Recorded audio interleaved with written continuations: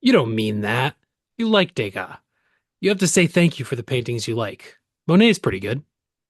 And welcome to the Mind Your Movies podcast. I'm Ryan, I'm Shane. and today we're taking a break from movies and we're talking about paintings. No, we're not. We're talking about a movie about painting. Oh, my bad. You're right. Yeah. This guy might have a little psychosis going on. If he cuts his ear off halfway through the episode, don't be surprised. But yeah, this is our Mads Mikkelsen episode, hypothetically. Uh, the title is awesome. Riders of Justice at Eternity's Gate, Yeah, which, that's a pretty awesome title. It also is yeah, conveniently just the name of both of our movies. We're not doing yeah. any portmanteau because it just works. Yeah, it's too cool to pass up, and also the portmanteau just there was no way to make it work even in the slightest. Yeah. But yeah, so I picked Riders of Justice, a movie actually starring Mads Mikkelsen for our Mads Mikkelsen episode. Fantastic Danish movie. I love this movie. Was happy to revisit it. And Ryan picked At Eternity's Gate, a Willem Dafoe movie about about Vincent van Gogh. It does also have Mads Mikkelsen in it. Yes, in one scene. Yes, for 10 minutes. Yeah, and it's like an hour and a half into the movie. Like I was waiting the whole time. Yeah, we've got it's a lot to talk about. yeah, it's an hour and 16 minutes into the movie, and I think it's 10 minutes might be generous. It might be under 10 minutes. Well, I think it's fair to say we both have pretty even picks when it comes to how much Mads Mikkelsen is in the movie. Well, I mean, he's in the movie. I think your pick is like it's legal, but it's a little bit like you're Mm. you're you're bending the rules a little bit. Yeah, It would I be would like I thought. Sorry to cut you off. no, you're good. Last 2 weeks ago, our episode was John Waters, and I had the thought to pick Jackass 2, in which John Waters has like a 2 second cameo, and I thought that would be kind of funny because it's a little Jackass is a little bit of a successor to the shock comedy of John Waters, and he has the cameo. So I was gonna make the technicality, but I didn't, and now the technicality has come back to bite me. Yes, I did not intend on this I mean, I should have like thought a little bit more about it maybe, I guess, but When you picked it, I was like, he plays a character named the Priest. He's going to be in one scene, and then that's exactly what happened. yeah, that is what happened. And you know what? I'll own that. I'll own that. Um but I will say, you know what? A perfect transition here. I watched another Mads Mikkelsen movie this week. Nice. I watched one recently as well. Whoa. What'd you watch? I watched Bleeder, a Nicholas Winding Refn, I think his second movie from like 1999, I think. Yeah, 1999. Yeah, early Mads Mikkelsen, had never seen it before. I mean, also, I guess if people don't know how the show works, we're going to talk about Rise of Justice and At Eternity's Gate in depth with spoilers later on. But first, we talk about some things we've seen recently. That segue was so good, we didn't actually explain how the show works, I guess. Yeah, well, if you guys have not been here before yet, you're in for, quite a treat, of course. And you might as well just subscribe now, hit the 5 stars right away. Don't even worry. Yeah, Uh, yeah, yeah. yeah. Yeah, yeah, whatever. Do whatever you want. Uh, but yeah, Bleeder. This movie's pretty awesome. Very 90s independent. It's Danish Nicholas Winding Refn. He's got a new movie coming out. I think it's called Her Private Hell. It's gonna play at Cannes, I think out of competition. But that's exciting. He has only made like a couple of like TV miniseries since Neon Demon, which was 10 years ago. So so yeah, I mean, I love Drive and Only God Forgives. Neon Demon, I didn't like as much, but maybe I need to revisit it. But uh but yeah, I was glad to watch this. Mads Mikkelsen plays a guy who works at a video store and he's really obsessed with movies and he doesn't know how to talk to women. So it was very hard for me to relate to the character. I didn't have much in common at all with him. But yeah, he's one of the characters in this sort of ensemble of there's him and a girl who works at a bakery or whatever, like near his video store, and then there's, I believe, I don't know. There's also someone's sister, and she's pregnant, and then her boyfriend, Mads Mikkelsen, is friends with the boyfriend, and her brother is like, they're all involved in this friend group, and they, I don't know. I don't want to get too much into it. There's some. It's a pretty edgy movie. There's some edgy stuff that happens. It's a little, shock value, but I liked it overall. It's not a perfect movie or anything like that, but toward the end there is a thing that happens where uh I think didn't really make that much sense as far as why would a character do that aside from it just being kind of a shocking thing in a movie. There's perhaps a more efficient way to achieve your goal than what the character did, Mm. without spoiling anything. But yeah, overall, cool 90s independent movie, pretty gritty and grimy and a little nasty, and a lot of movie references for the movie geeks. So I think it's worth checking out. That sounds pretty cool.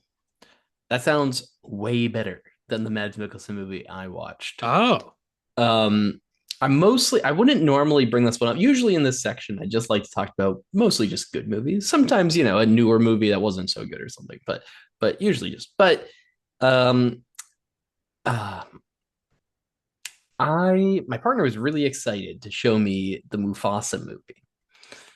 oh, And is he in this? did you know that Mads Mikkelsen plays like the main bad guy, the big lion bad guy? No, I didn't know that. There you go. Yeah, Kiros, I think is his name.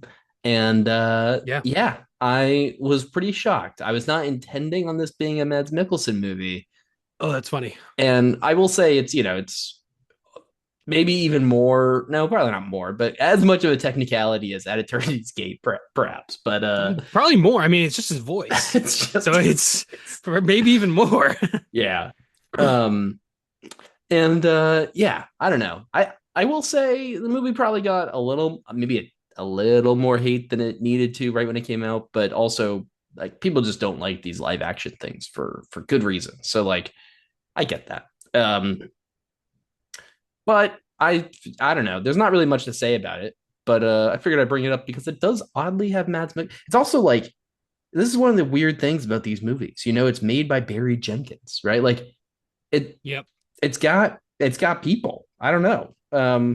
Yeah. This is kind of a movie that I forgot existed, kind of a thing. I never saw it. I have no real interest in seeing it. I don't, but I think it made like a bunch of money and whatever.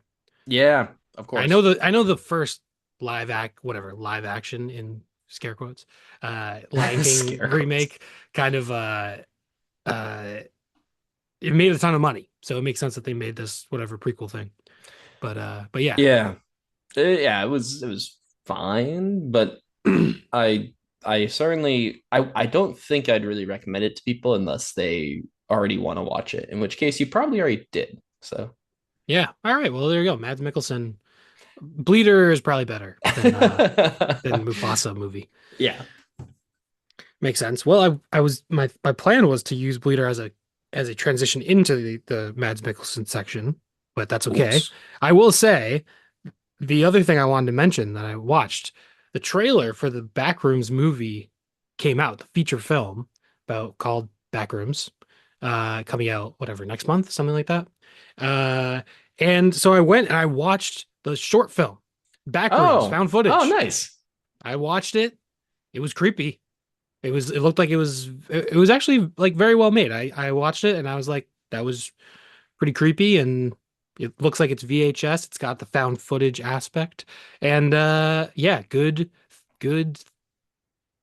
good short film that you can watch on Yeah. YouTube. It has like 60 million views, which is insane. But so people, I'm not really maybe older people. I think anyone, we're both 28, we're about to turn 29, both of us actually, which relates to our next episode. Stay tuned for that at the end of the episode. But anyone younger than us, I think, is probably very familiar with Backrooms, and I feel like people older than us are like, "What is that? I have no Mm, idea." So yeah, I'm not really an expert. I just watched it for the first time, and it seemed pretty creepy. The movie seems kind of cool. I'll watch it. Yeah. nice. Awesome. Yeah, this is cool. I should rewatch. It's been a long time. I mean, I watched it, forever ago at this point, probably, but I should throw it back on. It has tall, lanky TV guy, right? Yeah, there's like some Yeah, creature yeah, going yeah, on. yeah, Yeah. yeah. Cool, cool, cool. Yeah, I've got to rewatch it. That's awesome. Yeah. Um, It's mostly a guy walking around in these creepy liminal spaces. yes. Yeah. Um, Yeah, that's cool. That is a good way also for anyone out there to get hyped up for the movie. Is whatever Yeah. the trailer or whatever, but also yeah, go back and watch the OG short film there. Yeah, I'd imagine like you can probably watch the short, and then if you wanted to watch like the teaser for the movie, you could, and Mm. then you probably don't even have to watch the trailer because it's like, well, it's just probably gonna expand on this. I think is Chiwetel Ejiofor in the new Oh, I don't movie know. that comes out or something? Maybe I'm not even sure. I feel like it has like actually a pretty like decent cast. Yeah, Chiwetel Ejiofor and Renata Reinsve are also in it, Wow. and Mark Duplass. So, but kind of cool. Chiwetel Ejiofor, like, I feel like he's not usually in like horror movies like this. So, Yeah. Yeah, very cool. Um, so yeah, wanted nice. to mention that because it's a new thing, I guess. I don't know. Yeah, awesome. I'm trying to stay hip with the kids. You know what I mean? Yes, that's right. Yeah, Shane notoriously hip with the kids. Wow. That anyone that's not watching on YouTube, I Shane just did the 6-7 thing. don't know what you're talking about. No, I didn't. That no, it happened. No, I did. I I would never do that. That's so lame, dude. I swear to God, it happened. Did not happen. Um. Anyways, Got him. Got anyways. him. No, we're moving on. We're moving. We're moving on. I'm in a little bit of a trolly mood. I'm like Ryan picked a movie that the guy's in it for like 2 minutes. I got to give you a little bit of guff. Yeah. There's a word. See, I'm really a bridge between the olds and the youngs because I just taught the olds about 6-7. I taught the youngs about guff. They've never heard of guff. Okay. So with that, with that, What is um, guff? I don't know what guff is. I don't know either, but it's a saying. Is it? Yeah, stop giving me guff. It's like stop breaking my balls. Stop giving me guff. I don't. I appreciate that you're trying to introduce new crap into the world, Shane. But I'm not. It's a real saying. this is yeah. Who You says this? it people, People. humans. Yeah, you and the mouse in your pocket. Yeah. Oh, guff. In informal English for nonsense, empty talk, or rude, insincere language. Guff. I think you're guffing me right now. I would never talk any guff on this podcast. All right. I got a good movie recommendation before we Okay. move on, which is this might be one of the neatest, most interesting uh movie formats I've seen in a long time, which is the Timekeepers of Eternity. Have you heard of this, Shane? I only heard of it because I saw your review for the movie. So I know a Yeah. little bit about it just because of that. But I had This not heard of it previously. this thing was awesome. It's free on YouTube, so you can just go on there and watch it. It's taking the 3 hour long mini series of Stephen King's The Langoliers and cutting it into a 60-minute coherent story. But the way it does that is actually through printed pages of frames. And so you print out black and white all the frames of the movie that you want to use, and this this director took these and used creases and folds and cuts and ripples and transitions with the paper and all sorts of really fascinating techniques to make the movie, to animate the movie with paper. And so there's times when the paper will be cutting, like, somebody will look out the window of a plane, and so it'll actually replace their silhouette with like clouds and stuff from the outside from another scene. And so that's like one example. The entire Langoliers, the like enemy, the bad guys, I guess, in the movie are totally redesigned because now they're just like hole punches in the paper that that remove stuff, right? They take away stuff from the paper, which is what they do in the movie, but in a like poor CGI thing. Um, it's fantastic. It's I think it's brilliant. It's like really remarkable. It's only an hour, and I actually think like maybe just everyone should watch this. It's just a really fascinating way to make a movie that I wouldn't even say the story is like amazing. It's like Stephen King, I think it might be his Coke era, Mm. but also really, really fantastic. Just the way that this is put together visually. Um, and so it's really like a masterclass in like both editing, I suppose, and also like unique film composition. So Nice. I would highly recommend this. Very cool. Very cool. Sounds interesting. It's on the watch list now. Seems cool. The Timekeepers of Eternity. Yeah, Pretty cool. badass name. Yeah, it's a cool name. Also speaking of Stephen King, I have you read Billy Summers? No, Okay. I am probably gonna read it sometime soon. That's the plan. nice. So yeah, that's I have not read any Stephen King. So this one seemed like a cool starting point. Not as much of a horror guy, but this one's like about a hitman, and I think he's like, I don't want to be a hitman anymore and stuff like that. And I'm like, that is more my speed. Nice. A hitman who doesn't want to be a hitman and he's got moral conundrums. That's it. More my speed than uh the horror stuff. You might like 11/22/63. See, I don't like time travel. Oh, then you wouldn't. Yeah. Exactly. I know that one. It's like a guy goes back in time and it has to do with JFK Yeah. assassination, which I'm in on JFK assassination related things. But time travel, it rarely works for me. There are a Yeah. few It is examples, tough. but I usually end up not enjoying the paradoxes that it inherently kind of creates. Hmm. But there are exceptions to that. But yeah. And that's like a Yeah. really long book, I think. Yeah, probably. But I thought it might be better to start with a easier one I think instead you of should. like, I think just start with it. but isn't that like 800 pages or something? Yeah, don't actually start with it. It's No. also insane. I read Dune, which is like Yeah. seven something, but I had already seen the movies, so I kind of had an idea of it and like was already in, you know what I mean? Uh, so yeah, it's tough to read a book that long. I do really want to read The Shining soon. I've never read it, and Mm, I feel weird reading it because I know it's like Stephen King notoriously doesn't actually like the movie very much, and right. It's I supposed to be fucking quite love the different. movie. Yeah, and so it'll be. I think it's kind of one of those ones where I'm a little nervous to actually jump into and read, but I think it'll be cool.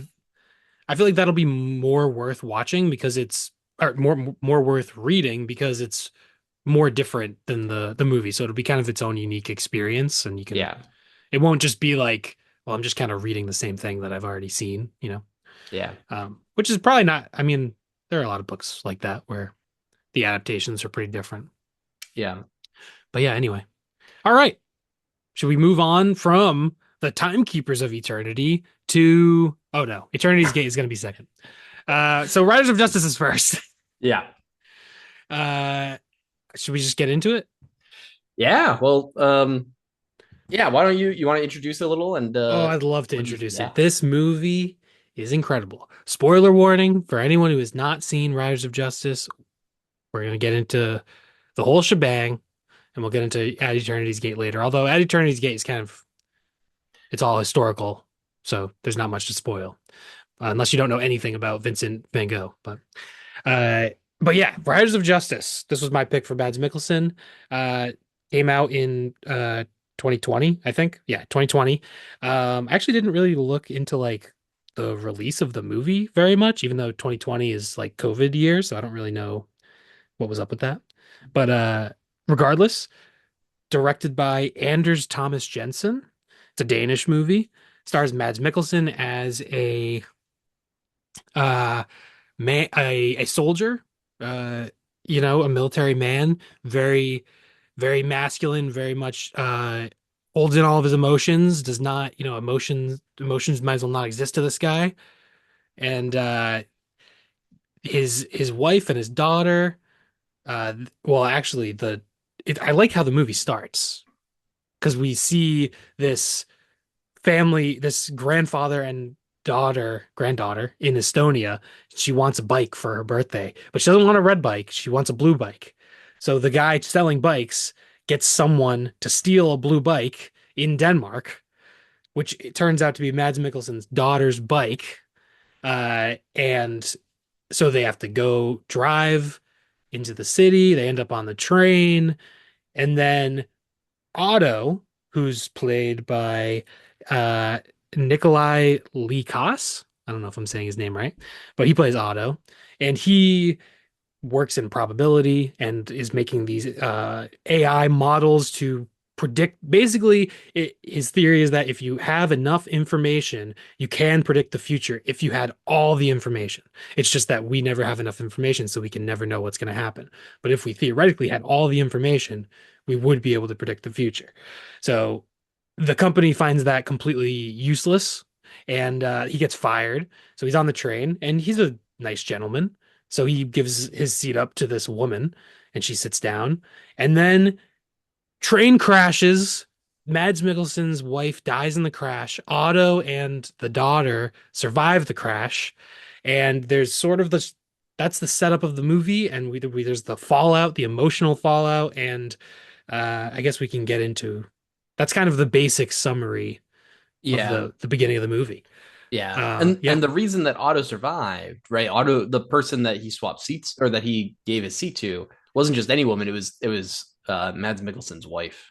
Yeah, yeah. I Yeah. think I said that, right? I think you just said a woman, but I don't know. Whatever. Well, either way. yeah, he doesn't know that it's Mads Mikkelsen's wife at the Right. time, Right. but yes, it is Mads Mikkelsen's wife on the train. I may have just not explained it properly because I That's was okay. No, you got it. You whatever. got it. But yeah, yeah, it's Mads Mikkelsen's wife, and she dies in the crash. Only the people on that right side of the train end up getting like all of them get killed in the crash. So yeah, I mean, I think this movie's amazing. I love it.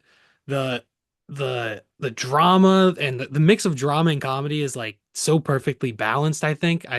The movie's like very touching and emotional, but also just funny and enjoyable to watch. And I love it. I love all the characters, which we'll get into obviously.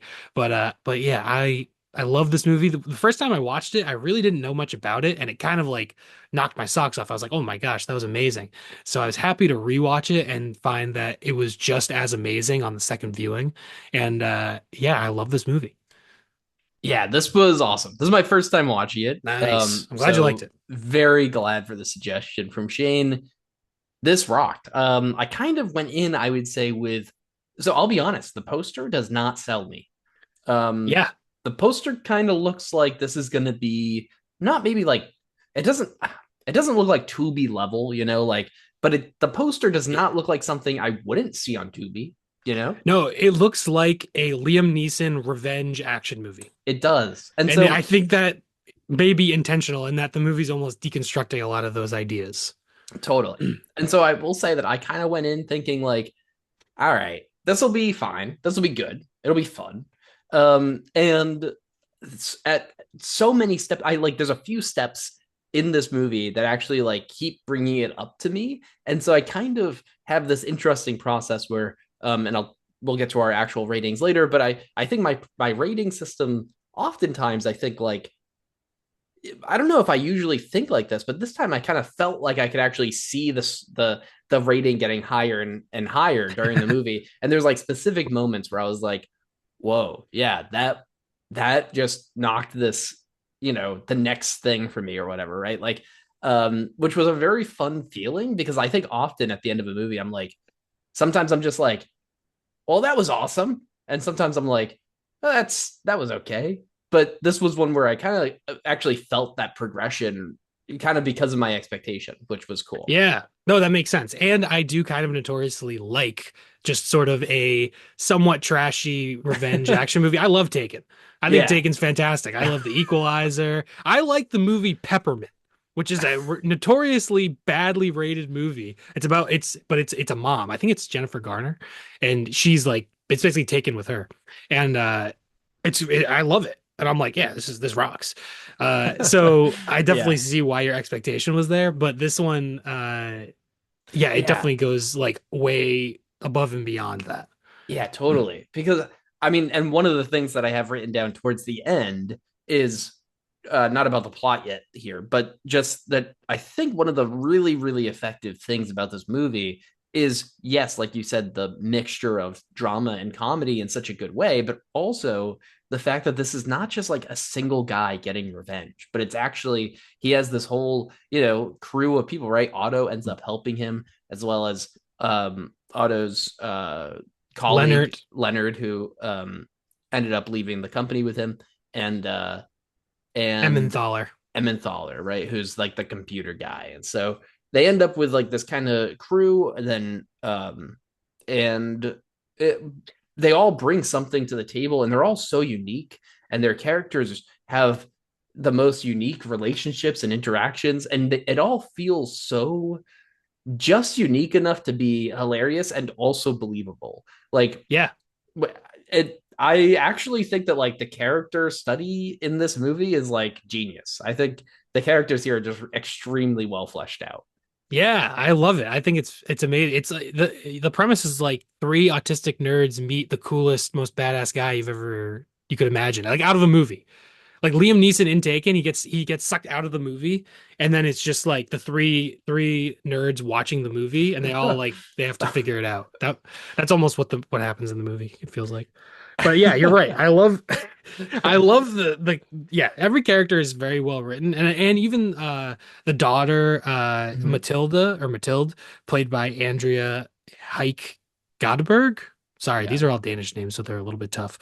But she's also like really, really well written, and like everything that her character is going through and dealing with the loss of her mom and trying to deal with her dad and his uh his coldness and inability to connect emotionally at all, and just you know uh yeah, and all the characters are so well written. It's pretty amazing. And Yeah. even the small side characters like Bodashka and Sirius, but especially Bodashka. Like he's kind of like, I feel like when he's introduced, it's almost like a just comedic like throwaway. Oh, it's just kind of like a edgy joke. Like, oh my, Hmm. oh. And then he actually becomes like a real character that you like care for and becomes a part of this like this group and like found family dynamic. Yeah, absolutely. It all works so well because yeah, all the characters are just written well enough where they have little quirks, and those help them have these like conflicts in their relationships that make their relationships feel real, right? Because I think oftentimes you might have like a relationship in a movie where it's like, yeah, this is, it's just too plain or something that it doesn't actually feel lived in and it doesn't feel real. But here, because they all have these, one way or another, they all have like a quirk to them, right? They have these kind of subtle conflicts, and also this subtle like unity at times, like with Otto teaching Matilde chess, right? And um Yeah. yeah, so I think like it's really a fascinating journey to watch all these characters, and they all like slowly reveal more about their backstories. It's not like you get like a big dump all at once.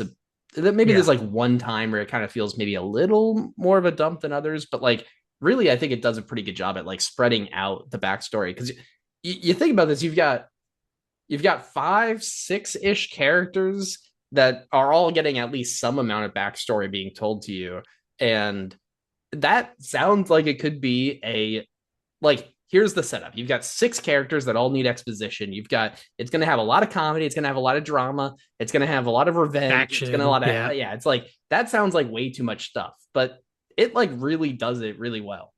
Yeah. And it balances it in a very like natural way to where like we don't really learn much about Marcus, which is Mads Mikkelsen's character. Like he's not, it would be out of his character for him to be like, oh man, we emotionally connected. Now I'm going to tell you about my trauma from my childhood and I'm going to explain why I became the way I am. Like that's just Yeah. not what he would do. That's completely antithetical to everything about his character. So the movie leaves a lot for us to just kind of a lot unknown about his backstory, whereas other characters like Otto, like learning about his daughter and everything that happened there, like and how it connects with Marcus and Matilde, like it all connects, and that's the thing with the whole movie is that everything connects so well, and the way it's so well written. Uh, but yeah, like I think you're right. The way it tells the characters' backstories, and sometimes the backstory will be sort of revealed in comedic ways where Mhm. you're kind of like almost laughing or not sure if you should laugh or not. Some like with Leonard when there's that scene where well, Marcus often uses violence to solve any problem.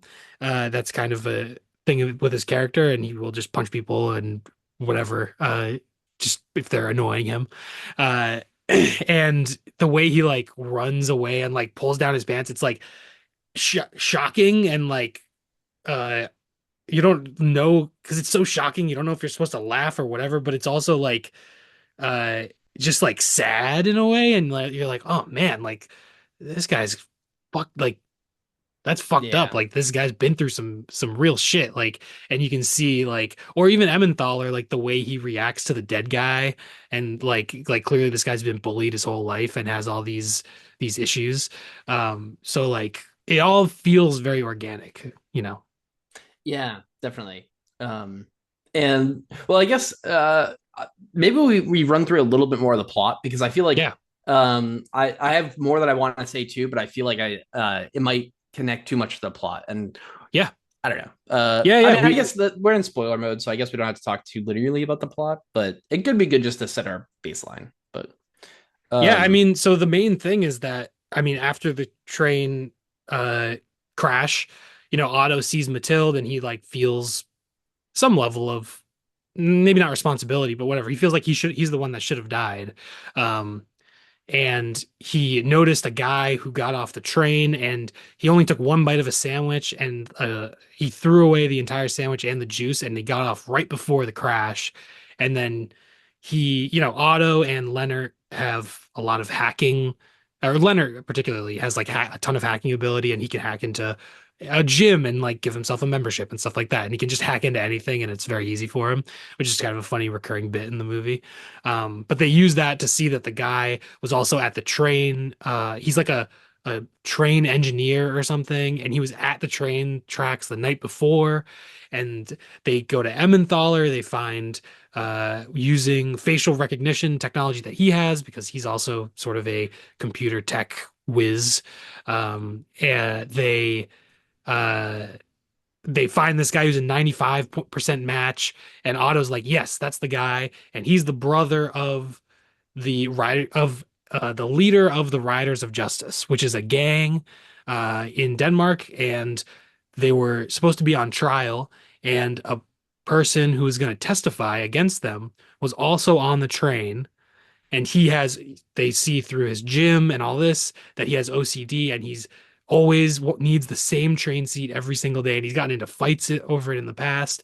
And so there's so many things tying together that Otto knows that this was intentional to kill this witness so that they couldn't, you know, right. for the trial. And then Marcus's wife was killed it sort of in as just a uh what's the word? Yeah. You know, Uh, Collateral. yeah, collateral damage, I guess, or yeah. And yeah, so he finds Marcus and tells him about it, and then Marcus wants revenge.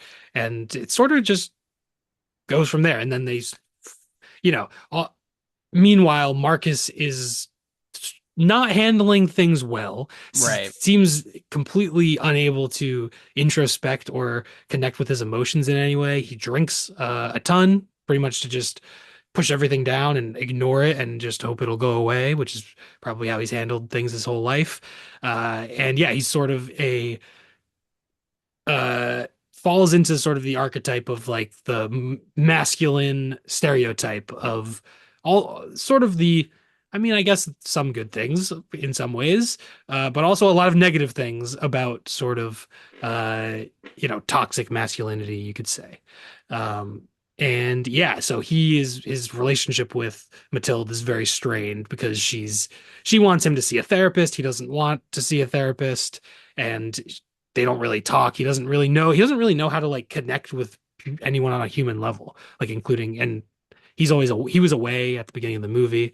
So their relationship is very strained. And then this all sort of comes together and whatever, we can go from Yeah. there. But yeah, that's sort of the next level of the plot, I feel like.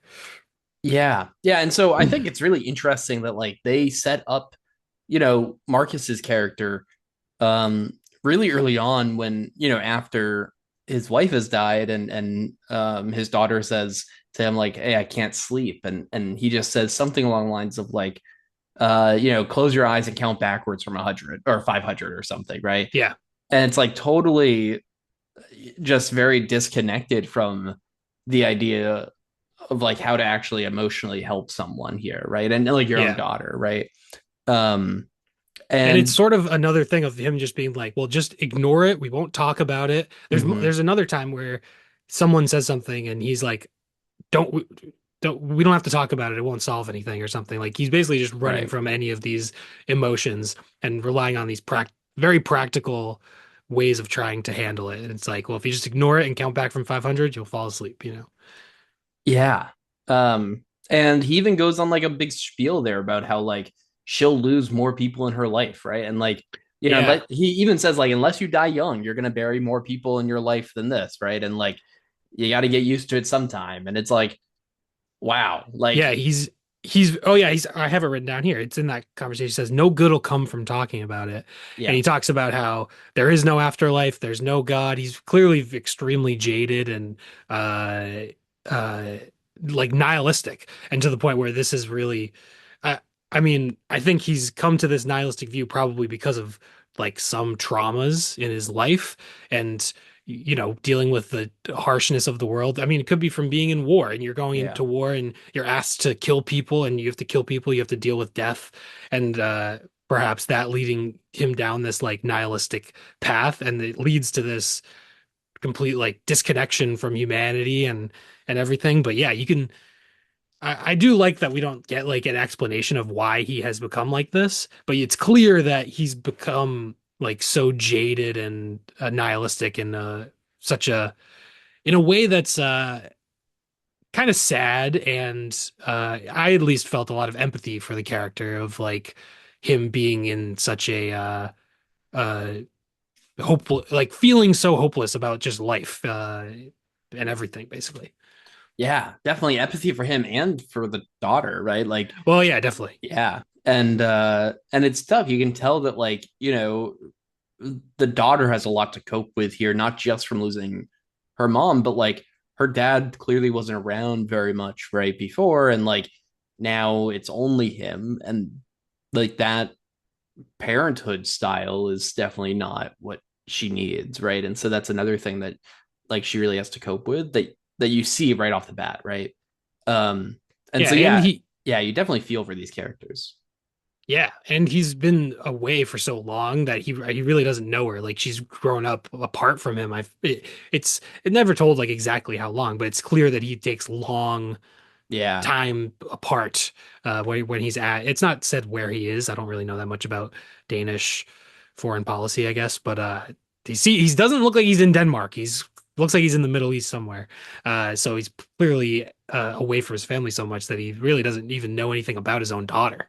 Yeah, he makes eggs, right? And she's like, I don't eat eggs, right? Yeah. And another moment where you also feel some empathy for him, like you understand that like she's frustrated because he doesn't know her, but also like, yeah, it felt in the moment like he was definitely trying, right, to like be there for her in some way, right, in like a way that he understands, which is just like by providing, right, not by Yeah. emotional resonance, but um yeah, and then there's also the boyfriend, right? And he doesn't know the boyfriend, and and he just punches him out like the first time that he meets him. Yeah. Well, he slaps him, but he gives Yeah, him a black eye. black eye. Like, Yeah. um, Well, yeah, he says yeah, he says something along the lines of criticizing the way he's right. speaking to his daughter and then he just smacks him. Yeah. Yeah. Which again, like also, yeah. I feel like there's so much complexity to all the interactions here. It's like you can understand, why this kid stands up for her, but also why the dad punches him and all this stuff or whatever. Like, I think that there's a lot of moments in this movie that feel like this, where like it just feels like so authentic that you can understand why these characters are making the decisions, right? Yeah. Um, and so I think Yeah. that's just really impactful because I think a lot of times in these movies, it's like the rationale is always just justice or like revenge or whatever. That's it. Nothing else matters, right? And it's like in this, it's actually so much more emotionally, um, and character depth deeper than in those often. Yeah. It's all like the movie's so character driven in that like a lot of the conflict stems from the characters like personality and differences in like um what's the word I'm looking for? Like just the way they operate, like Yeah. uh temperament, like differences in Mhm. temperament and like the way they view the world. And like Otto and the way he's trying to tell Marcus what to do with his daughter, and Marcus obviously does not like that. Tries to solve that problem with violence. But then you understand where Otto is coming from later on with that great scene between the two of them, with him explaining, you know, the why that he shouldn't be like him, that Otto has made these horrible mistakes in the past and he doesn't want Marcus to basically fuck up like he did, you know. Yeah. Yeah. Yeah, crazy. I mean, uh yeah, it's just really crazy all the interactions here. And it's also crazy the comedy though, right? And like we get when we get Otto and Leonard and Emmenthaler into the situation here, and they're kind of the start of, I don't want to even say comedy relief because like they're not just the relief, like they are actual characters too, but like yeah, they enter this, and for example, like Leonard brings up the fact that this guy throws away a full sandwich like 4 or 5 times, right? Like it's great, like it brings it up like maybe once or twice to the cops, but then like literally just talking to Marcus brings it up like 2 or 3 times maybe, and it's like it's just fascinating, right? And he's like fascinating the barn. He really wants to see the barn. He like keeps talking about the barn. Obviously, later we learn that that has some stemming that stems from some trauma and stuff too. But like, Yeah. just really like humorous moments of like, it's like, yeah, we get it. The barn is cool. That you like the Yeah. barn. He's very like has his own interests, and I feel like Leonard and Emmenthaler are very much coded as being like autistic or something. Yeah, probably. And the way that they like have certain interest in things and the way that they like interact with each other it feels like that to me. Mm-hmm. But yeah, and they both have I just like that every character like has their pros and cons in a way, to where like Marcus obviously does, there's a lot of negative things that come with Marcus, but then when shit goes down you need Marcus to save your lives, you know what I mean? And it's like I think the movie also obviously it works on so well on the character level, but I feel like it also really works on an allegorical level about society and about war. I feel like the whole movie is kind of an allegory for like the war on terror, and obviously he's a soldier, but this is sort of like what we're told why these we need to go to these wars. It's justice, we're doing the right thing, and then turns out, oh, your intelligence was wrong. You got the wrong guy. Now you're bombing. I mean, look, we just bombed a fucking school, like whatever, a couple of weeks ago. Like fucking horrible things. You're murdering children. And but you at least we're told. I mean, depends on how cynical you are about it, whether it's accidental or just intentional or whatever. But like we're told that it's for justice and that there are good reasons. And you see Marcus like it really is more about revenge than justice. And Marcus sort of being unable to deal with his own emotions and with the tragedy, and so he wants to blame this person. Well, he does really genuinely think they did it, but Yeah. it turns out that they didn't. Um, but but he's seeking that sort of justice slash revenge, and then he kind of loses sight of it, and then not to mention all the destruction that comes to his own home, in that he's caused all these issues and now he's brought it back to his home, and his home is getting shot up by the end of it. And it really like if he had just gone to therapy, would it have probably he probably would have avoided, his family getting shot, and stuff like that. Yeah. So but I think there is a lot of like allegory going on there about the war on terror and the way you can start. I mean, in war and just even individually, you can start with good intentions and easily lose sight of it, and get things wrong by and sort of the when you're dealing with killing people and you make a small mistake, it can have crazy consequences. So yeah, I think the movie works on like multiple different levels like that. Yeah, I totally agree. I don't know if I actually recognized the allegory right away when I watched it, but I think what you're saying makes a lot of sense. Um, and I will say that even on just a like character level though, and you touched on this too, but like just the decision for Otto, like when they're trying to figure out who it is, they ignore the 99.5 or whatever percent match because it's like some guy from Egypt that they can't associate with the Riders of Justice, that they're fixated on trying to figure out the cause, right? What is the reason? How do you explain this, right? There has to be someone to blame, right? And so they go from this 99.8% or whatever it was facial match to the 95% match, and they get to that guy's house. Um, and oh my god! Also, this was great. This is really the first moment of like action, I guess, when Yeah. they confront the guy pulls out the gun, they all start walking back to the car, and then Marcus just turns around, knocks on the door again, and just kills the guy Yeah. Snaps his neck. Just disarms him and snaps his neck. Yep. like so fast, crazy. And I And was I was like, whoa, because also we didn't really get a lot of action until this. So, and this was like a decent bit into the movie. So, kind of, I was like, I was so invested in the drama and the characters at this point and the humor that I was like, oh shoot, that's right, this has some action in it. yeah, yeah, I get that. And it is like a very it does like in a way work out to where the people they're killing are all pretty like horrible people. They're Yeah, like that guy is like he pulls a gun out on him and he's like sex trafficking this guy and yeah, involved in all this horrible stuff. So but yeah, what but also like obviously the movie is like kind of deconstructing like revenge and revenge fantasy and like the way that it brings more violence to you and it doesn't actually solve the problems, you know what I mean? Like a better way to handle it would probably be to go to therapy and try to connect with your daughter and not try to kill these people.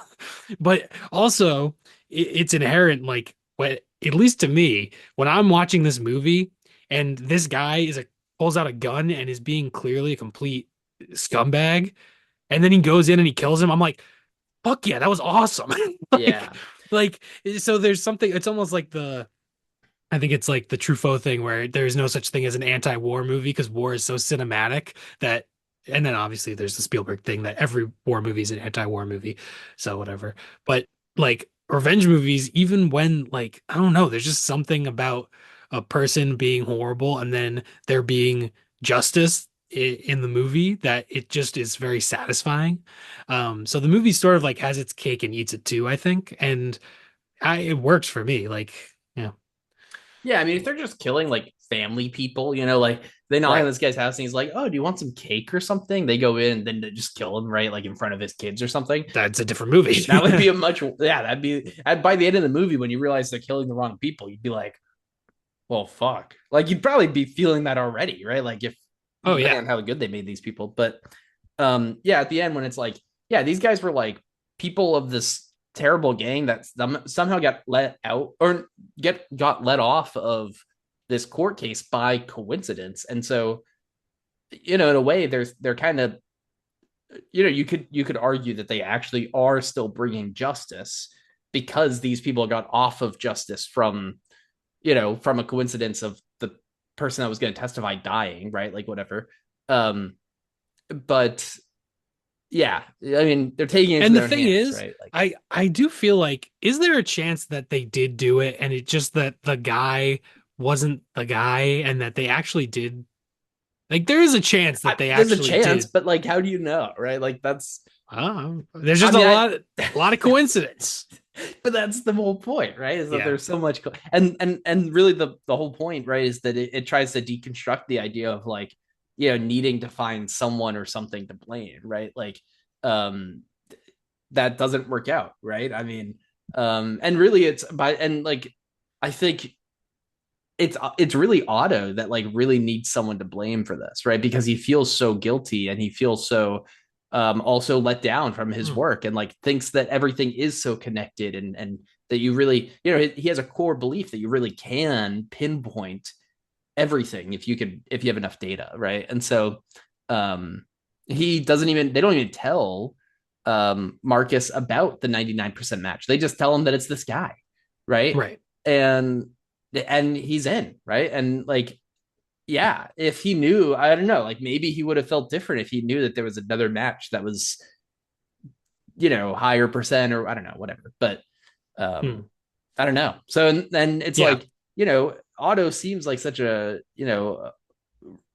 fairly well adjusted guy for a lot of the movie, but like that is like one really tough thing, right? Is that he, as a way to cope with this trauma, does kind of set this whole thing into motion. Yeah, and definitely when like at the beginning of the movie when he sees her, he's probably also connecting with his daughter that Mm, died because of him, and that's probably also a contributing factor to why he wants to help her and everything. And part of the reason maybe that he feels so bad and that he kind of wants to make up for it. yeah, But yeah. yeah, um, And it is interesting because like he does have that idea, but then also when he sees Matilda's uh post-it notes of all the things that caused the crash and her bringing it back to her bike being stolen, he does mhm. tell her like how every event has its own tree and that it would be so convoluted that it would be impossible to figure out. So he kind of like he does think it's possible, but he also thinks it's so complicated that it's impossible to ever comprehend. Yeah, or maybe like he does understand that it's impossible, but like, um, only, I don't know.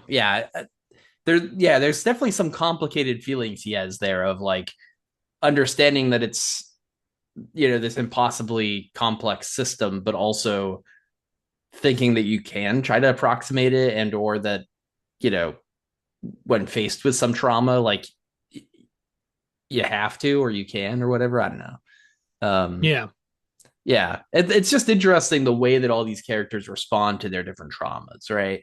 um and I think that really is part of what fleshes them out. Like, every single character here pretty much has trauma. I guess Sirius maybe is, Sirius. Yeah, he seems yeah, we don't really get into him at Yeah, all. so maybe But his. but yeah, I mean, yeah, and then the scene where when he kills this guy, uh Marcus misses dinner with his daughter and the boyfriend, which is sort of his apology to the boyfriend, and he was supposed to cook and then he was busy doing this and he missed out on the theoretically more important thing.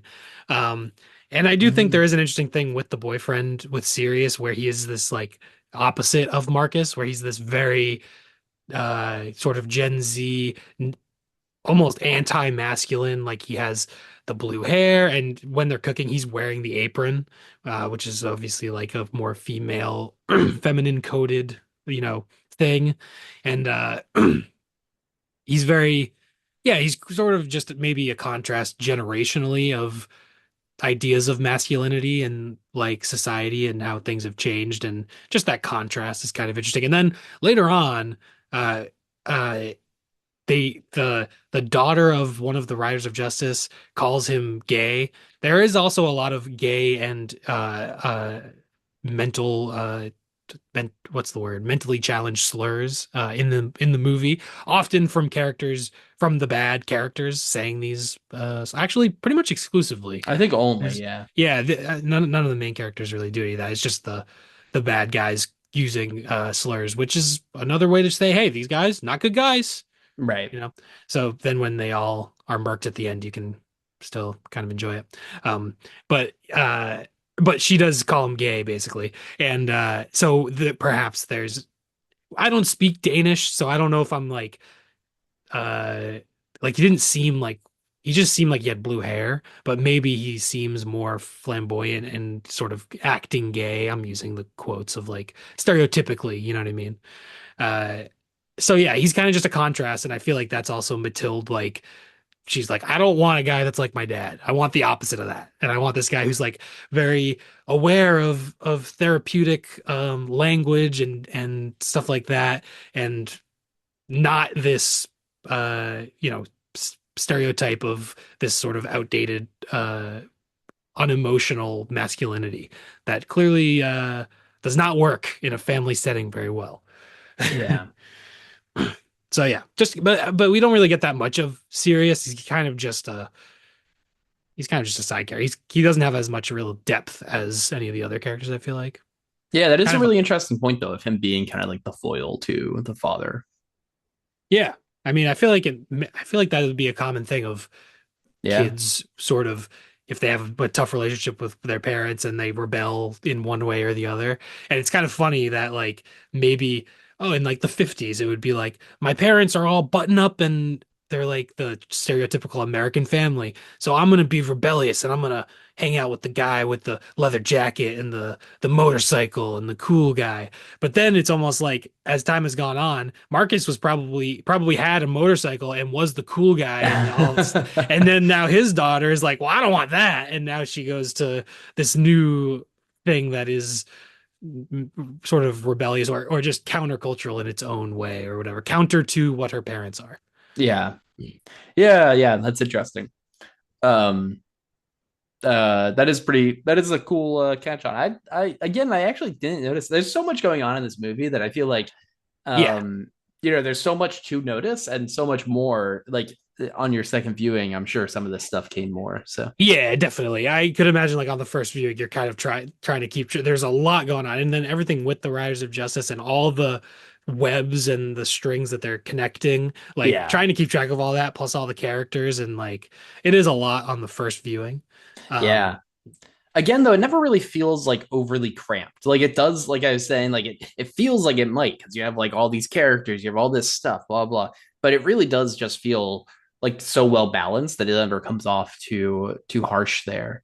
Um, yeah, it's more like just engaging. I feel like it's yeah, because there's a lot going on. You're kind of just engaged with everything, and I think it just works perfectly. But yeah, totally. And there's that. So there's this first shootout that happens. They're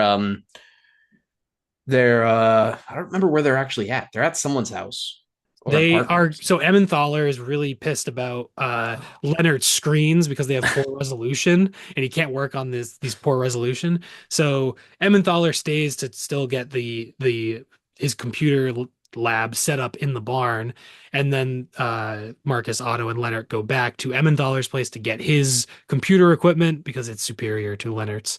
And the Bodashka, was that his name? The Yeah, Yeah, Bodashka, the sort of I guess male prostitute, sex slave. I don't know. He's been sex trafficked.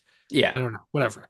Bodashka. He was taken hostage by them basically, and he told them that they said Emmenthaler's name, so that was the only information they had. They were at his house. They shoot at them, and Marcus sort of saves the day in a really badass way. And yeah, definitely very badass. Although I will say this was maybe the only moment in the movie that I was kind of annoyed at is because they're surrounded. They've got like one car over there, one car next to them in the street, and they're pinned down. They're like hiding behind the car, and then somebody gets out of the car next to them and is like aimed right at them, and the gun jams. yeah, And then Marcus is able to charge at him and grab the gun and then save everyone, which was great. Like super cool action once it gets into it.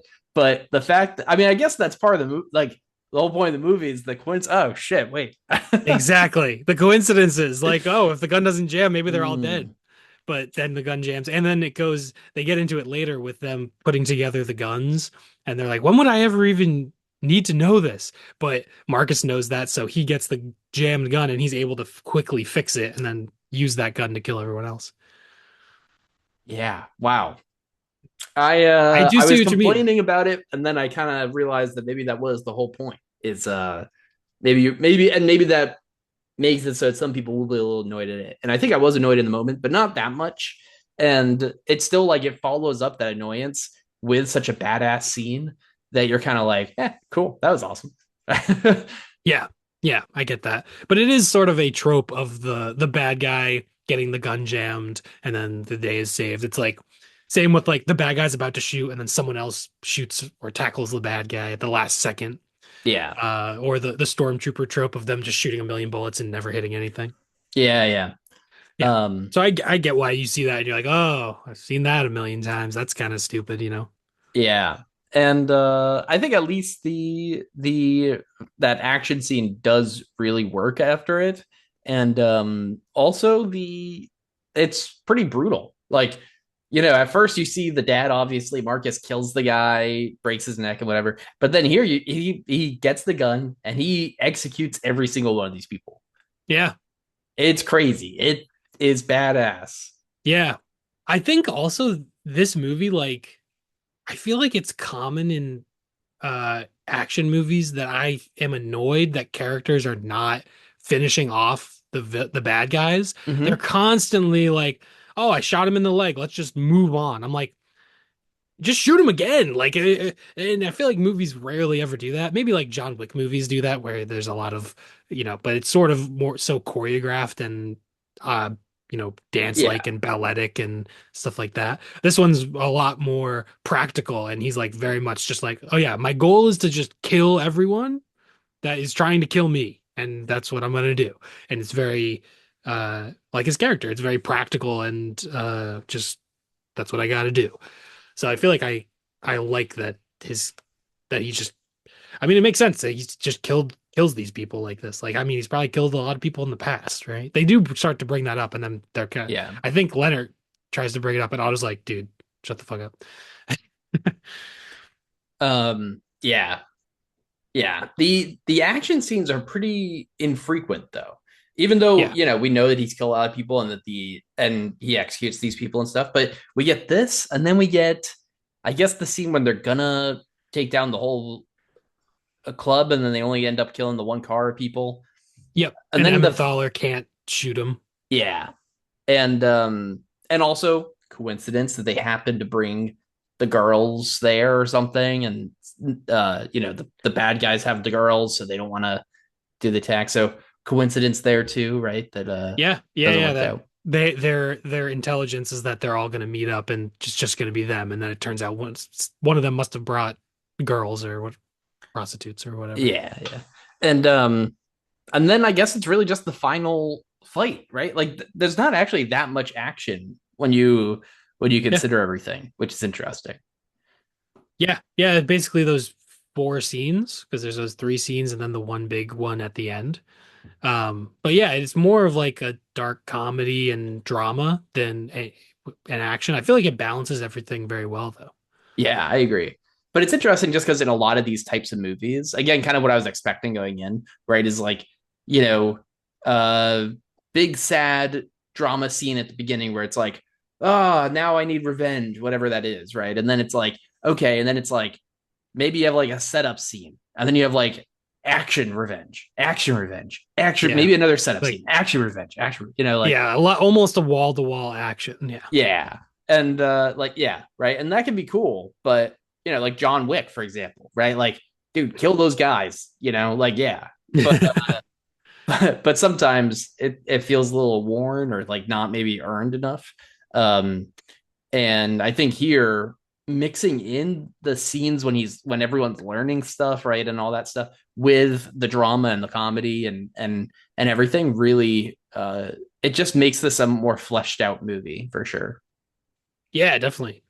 Yeah, it's a lot more character driven and a lot of those movies too. It's kind of just one guy and yeah, we don't really care about the characters as much and we're kind of it's just action oriented. I don't even really think of this as an action movie. I think of it as kind of a dark comedy first. Yeah. Also, the reveal here that it's not actually the Riders of Justice at all was a really effective reveal. Um, and cool Sho- also that we get the scene from Cairo, I guess. Yeah, when the guy goes back to Egypt and he's like, "Oh, you guys won't believe it. I had the worst sandwich. It was so dry, I had to throw it out and go to McDonald's." Yeah. That was yeah, just a hilarious reveal and way to tell us the information. I love it. Yeah. And then obviously Marcus, Oh yeah. that scene of him learning, of them telling Marcus, and then that what he The destroys the bathroom and yeah. The um emotional breakdown. That scene is yeah. yeah. Yeah, that was intense. Yeah, great. Like so well done. And Yeah, Matt. I feel Mads just this is a Mads Mikkelsen episode. Like his performance is so fantastic, and I think he's so good at like he never. I don't even think he actually fully cries ever in the movie, but there are multiple times where it's like he's on the he's tearing up, and you can almost tell he's trying to hold back the tears, which is exactly what that character would do. He'd be like, "I'm not fucking crying. I'm not fucking crying." You know what I mean? Like trying to hold it in, and you just feel it like you can just see it in his eyes, and his performance is so restrained, but you really like I was just so able to care about the character and really see him as this sort of uh like wounded and tragic like character. And obviously his issues like lead to a lot of issues for the people around him, but also just being able to connect with him. I think a lot of that is like Mads's performance and having that like subtlety, and but there's sort of like a soulfulness and like a core to the character. And yeah, this scene is like probably the most emotional scene in the movie when he's just has this breakdown, and yeah, and Otto sort of holds him and everything. Very, very beautiful scene.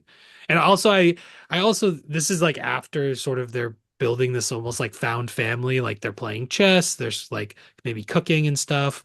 And like uh the way I like Bodashka gives uh Matilda like his like necklace like with the cross on it, and all that, and they're sort of like building their relationship, and like she sees her dad in this situation. Bodashka like just takes her away, and just like the way they all, and then obviously with the end of the movie, like I think it's just very beautiful the way all these fucked up people, and they're all fucked up in their own ways. They've all gone through their own shit, but they're able to connect and make this like found family is just a very, very touching. And yeah, and like you were kind of expecting this to be like Taken or something, and then it turns out Yeah. there's this like beautiful found family like connection, and very actually a very emotional like element to the movie. Yeah. Yeah, I think also just that shock of that, like this movie sort of definitely subverted my expectations. And maybe again, like you were saying too at the very beginning of like maybe the poster is intentional in that way. I think really made this movie maybe more effective for me, right? Where maybe if I went in expecting what this is, I don't know. I mean, it's hard to say what you would feel, right? But like definitely going in with that expectation, it definitely was more emotional and more effective because I wasn't really expecting it to be those things at all. So Yeah. Yeah, yeah, definitely. I agree. And I will say I had this kind of a similar experience like watching it the first time, and then uh but on the second viewing it was just as impactful. And so I don't think it's just the expectations. I think the movie is just that great yeah, that it still holds up on rewatch as well. that makes sense, and that's good to hear because I could definitely see myself rewatching this movie. Yeah. Yeah, I have the Blu-ray, so I could definitely rewatch this one. Um But yeah, so I mean, we're pretty much at the end of the movie. Like he has the freak out in the bathroom, and then Otto and Marcus have their emotional conversation in the barn. And then basically the house gets shot up by the Riders of Justice. I don't remember I don't remember exactly how they found. Oh, because of Sirius posted, he has the sort of disabled arm from the car accident when he was drinking and driving and his daughter died, Otto. And so they find that they are able to they find Sirius, and they like break his fingers, and then he tells them where they are. And Yeah, then yeah, they're shooting it up, and it is genuinely pretty tense, and like you kind of feel like anyone could die at this point. Like it doesn't feel like anyone is invincible. But yeah, the I don't know, just pretty incredible the way like they come out and he puts down the guns, and then they come out and they shoot everyone up. yeah, Just pretty awesome. yeah, definitely. And I totally also thought that people were gonna die. I thought Emmenthaler, he was bleeding out of his head. I Yeah. thought he was dead, and it was good to see every. I mean, usually in the at the end of a movie, it's like, how did everyone survive? You know, but in this one, I was like, it's a good thing everyone survived. Like, I Yeah. don't, Yeah, I agree. Um, yeah, just a great scene, and it ends at Christmas, just like it begins at Christmas. Yeah. Um, Christmas movie. and in a way, yeah, sort of bookended. Um, but yeah, and then they show that whatever they got Emmenthaler his French horn. He plays like I think Little Drummer Boy. And then we see that Marcus got Matilda a new red bike, and we go back to Estonia and we see the although you know what? I'm realizing it doesn't start at Christmas. It just starts with the girl asking for her Christmas present and then it ends at Christmas. Yeah. Yeah. I don't so yeah. But it shows the girl in Estonia getting Matilda's stolen bike for Christmas and she rides it around and then that's the end of the movie and there's the end credits. There's also a Christmas song playing when that's happening. I forget what it is, but Yeah, I think it's Emmenthaler playing like Little Drummer Boy on the French horn. at the beginning there's one. At the Um, beginning, I think it it's might the be the same. same thing. Yeah, I think it you're just probably right. connects at the end. But just that might be why also you were thinking that it was Christmas, and they're talking about Yeah. Christmas, and I think it's supposed to look Christmassy. So yeah, Yeah, I think it's snowy. So yeah. yeah, Maybe there's Christmas decorations up because I feel like this probably all happens within maybe a couple weeks. Like, yeah, yeah. yeah. It's actually interesting. You know, there's really no Christmas references other than the bookends, and Hmm.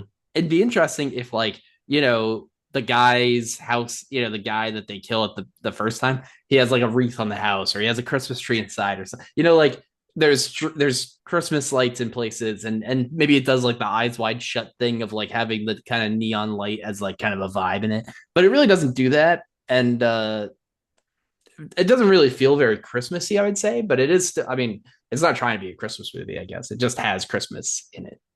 Yeah. Yeah. Um, You could get away with watching this around Christmas for sure. you can get away with watching this whenever the fuck you want. Yeah, It was exactly. awesome. Yes, agreed. I'm glad you liked it so much. Yeah, it was awesome. Cool. All right. I don't know if I have that much else to say about it, but I feel like we talked a good amount. Yeah, yeah. I think that's pretty much everything. Cool. Well, if it wasn't clear, this is a 5-star banger for me. Dude, Love me it. too. Oh, double five. New 10 club. Yeah, we've been Nice. adding quite a bit to the 10 Club. We have been. Yeah. That's good. Good stuff. Yeah. Sorry to think cut you Project- off, but yeah, I gotta say, yeah, this movie's awesome. Yeah, no, I didn't really have anything else to say. I think Project Hail Mary was also a 10 star part of the 10-star club. Was Marcel?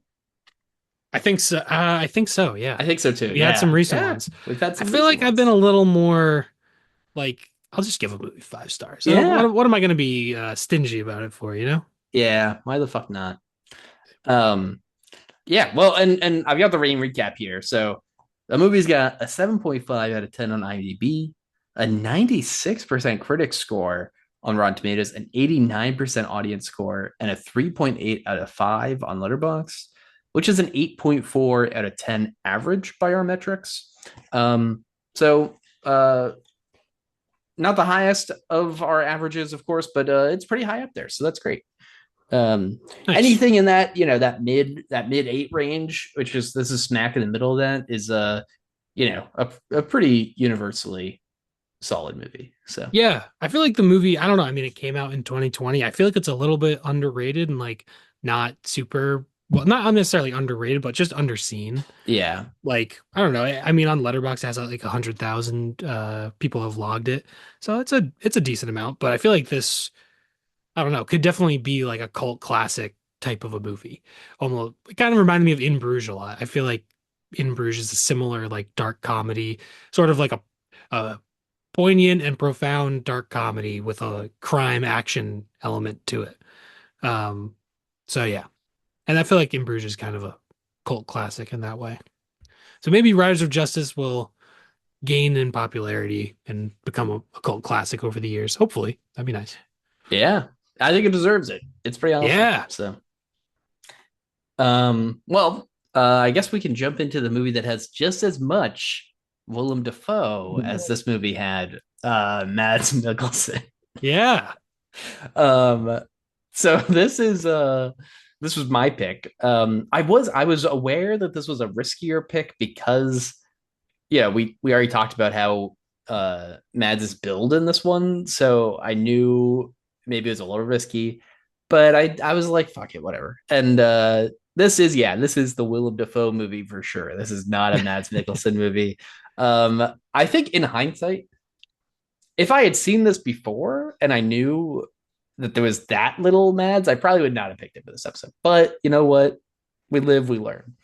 Yeah. Um, but this is the 2018. It's really just like a kind of a biopic, I guess, of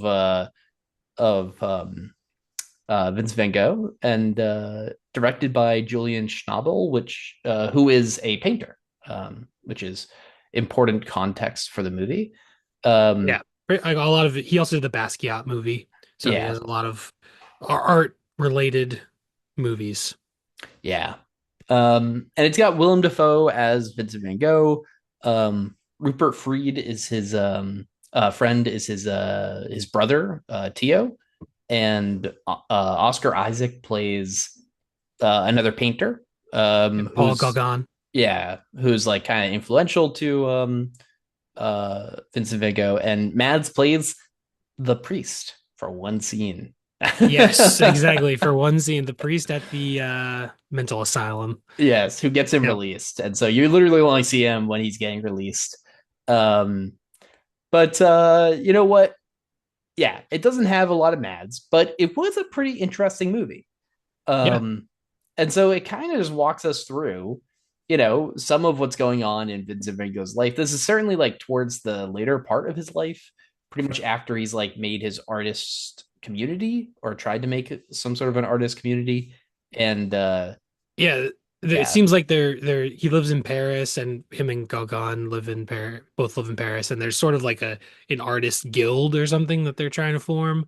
And they both seem to not appreciate parts of it. Gauguin talks about like I don't know if I'm saying his name right. Gauguin? I don't know. Whatever. Paul. Oscar yeah, Isaac's character. He doesn't like that there's still sort of hierarchy in there, and they're both a little bit prickly, I feel like. So they kind of go off and do their own things. But yeah, it's interesting. Like I feel like casting Willem Dafoe as Van Gogh, his performance is really great. He's yeah, fantastic. It is a little strange that he is about 62 years old in this yeah, movie, and Van Gogh died at 37. yeah, So it's a little like just straight like I wonder if it works for the movie in that him being older makes us like feel for him more or something like that, like in that he just seems like he's lived more life and he's more, it's maybe it's easier to empathize with him, but also it's like he looks old and he's yeah. supposed to be in his 30s for the whole movie, so it's a little unusual, I feel like.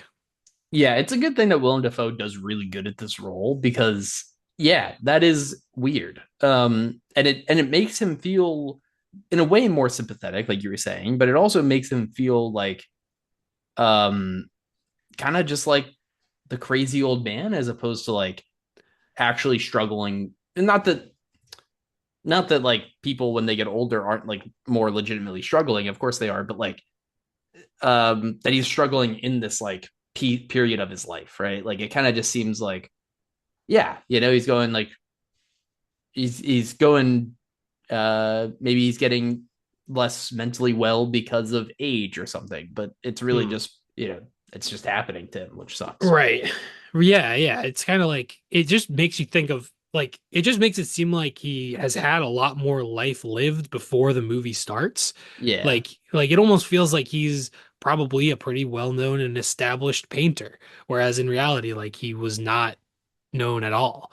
And I don't know, like I don't know. It's just a little unusual to cast such an old actor for such a young role. And Yeah. I don't know. I mean, how historically accurate does the movie have to be? I don't know. Like it kind of works. If I didn't know, but I don't whatever. I don't know. 'Cause I think this it's is the thing with yeah. biopics and like based on a true story. You get in this thing where like it feel you feel at least I do like I feel like the movie is like hemmed in by the reality of it, and it's Mhm. like, well, you could just make a movie about a painter and then I wouldn't be like, well, why is he so old when Van Gogh wasn't that old? I wouldn't even be thinking about it, but now I'm thinking about that. Or obviously the ending of the movie and the unknown aspects of Van Gogh's death, and we don't know if he shot himself or if he was shot by someone else, and so you're questioning that, and like there's just a lot, all the sort of all these things outside the movie that you I end up at least I end up like Yeah, totally. focusing on, and I'm kind of like, I don't know, I kind of just wish I could. I don't know, it's almost like inside Llewyn Davis. Like it's just Llewyn Davis is just a made up guy, and he's inspired by real, you know, like folk singers in like the 60s in New York, but he's not a real guy, so you're not really hemmed in by anything. So if you're like, oh well, I'm just gonna change this thing, it's like it doesn't matter. But if you're making a movie about a real guy, I at least feel like there is some responsibility to the reality of the story, and like if you do go off in some crazy direction, like you you shouldn't basically, because this is a real based on a real person. Yeah. Yeah, I totally agree. And I think that's part of this is tough because it does take a lot of liberties in like what's really known about his death and later life. Like even the sketchbook, right? I think very famously, right? And um that sketchbook is like a fraud. Or like many experts like the Van Gogh Museum Mhm. and people like don't actually believe that um have you did you hear about do you know about the sketchbook before? No, did Um not know about it. this was like big news Well, when we were in college at one point. it said at the end of the movie that it was found in 2016, and the movie Hmm. came out, I believe, 2018. So perhaps it was not, the authenticity wasn't known at the time. I don't know. Yeah, that's possible. But I remember at some point in that range, right, when we were in college or something, there was all this news about like the Van Gogh sketchbook was discovered and all this stuff, and like it would be worth tens of millions of dollars and all this. But like, but the Van Gogh Museum and like a bunch of experts on Van Gogh were essentially like, there's no way this is real, and like examined it and all this stuff. So, Mhm. um, I didn't really look into it today, like after watching the movie to like decide if I I don't know, like to look if it's been more cleared up or anything. Hmm. Um but I do think in 2018 it probably wasn't as clear. And so putting that into the movie, like you're just assuming that is fact or positing that it is fact.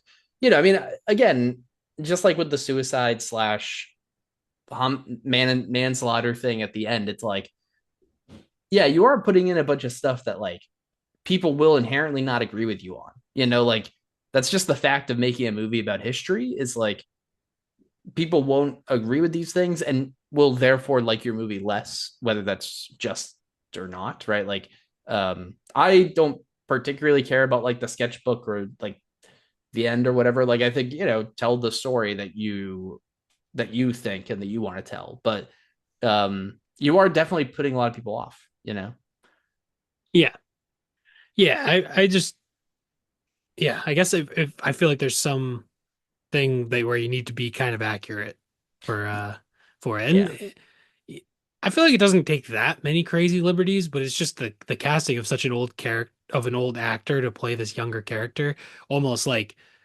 inherently just affects the entire viewing experience in that way. But I mean the performance is really good. Like Oh yeah. Willem Dafoe is great. He really does portray sort of the volatile mental states of Van Gogh, I feel like, and sort of the euphoria he could feel like in nature and when he's painting and stuff, and also the suffering and uh the like struggles that he's dealing with sort of later into the movie. But yeah, as like a movie about art and about an artist, I think it is like overall like pretty well done. It takes a lot of risks with the way it's told and a Yeah. lot of the handheld camera work, the super close up and wide angle lens. It almost feels like Terrence Malick like influenced to me by Mm-hmm.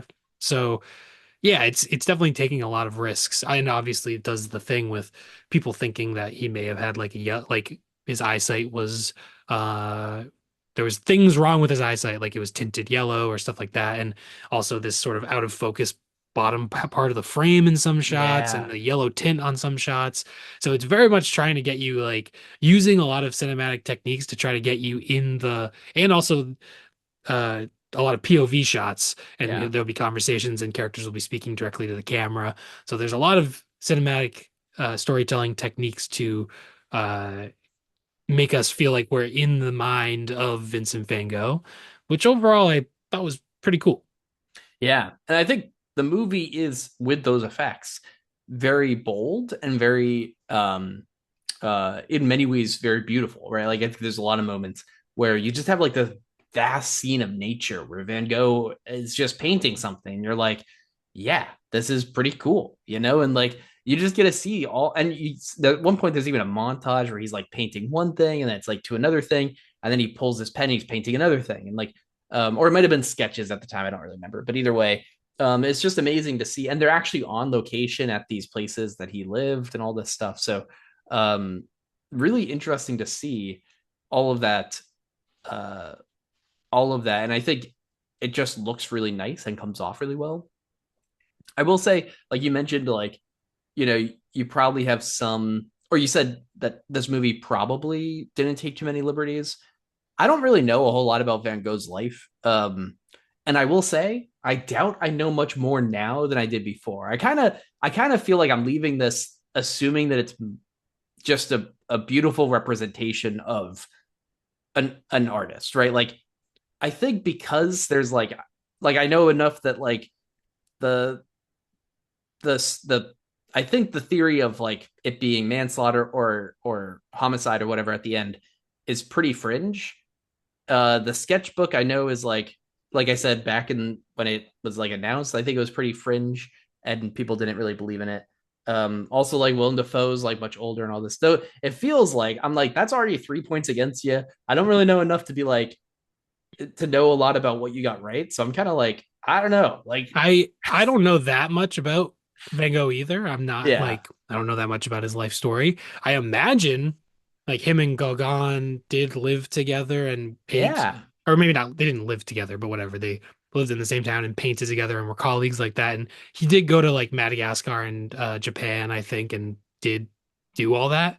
So like, and I imagine the stuff with the guild and them sort of receding and going out of Paris and not wanting to be associated with sort of the Paris art establishment. Like I imagine that was all accurate, but I really don't know, I guess. I mean, Yeah. uh I did like how Gauguin like he's sort of like, I don't want to be a part of this art stuff. This is all bullshit, you know. I'm gonna go out into the middle of nowhere and just paint and it'll be pure. And then as soon as he starts to get successful, he's like, dude, I'm selling some paintings. I gotta go to Paris. Like, see you later. Yeah.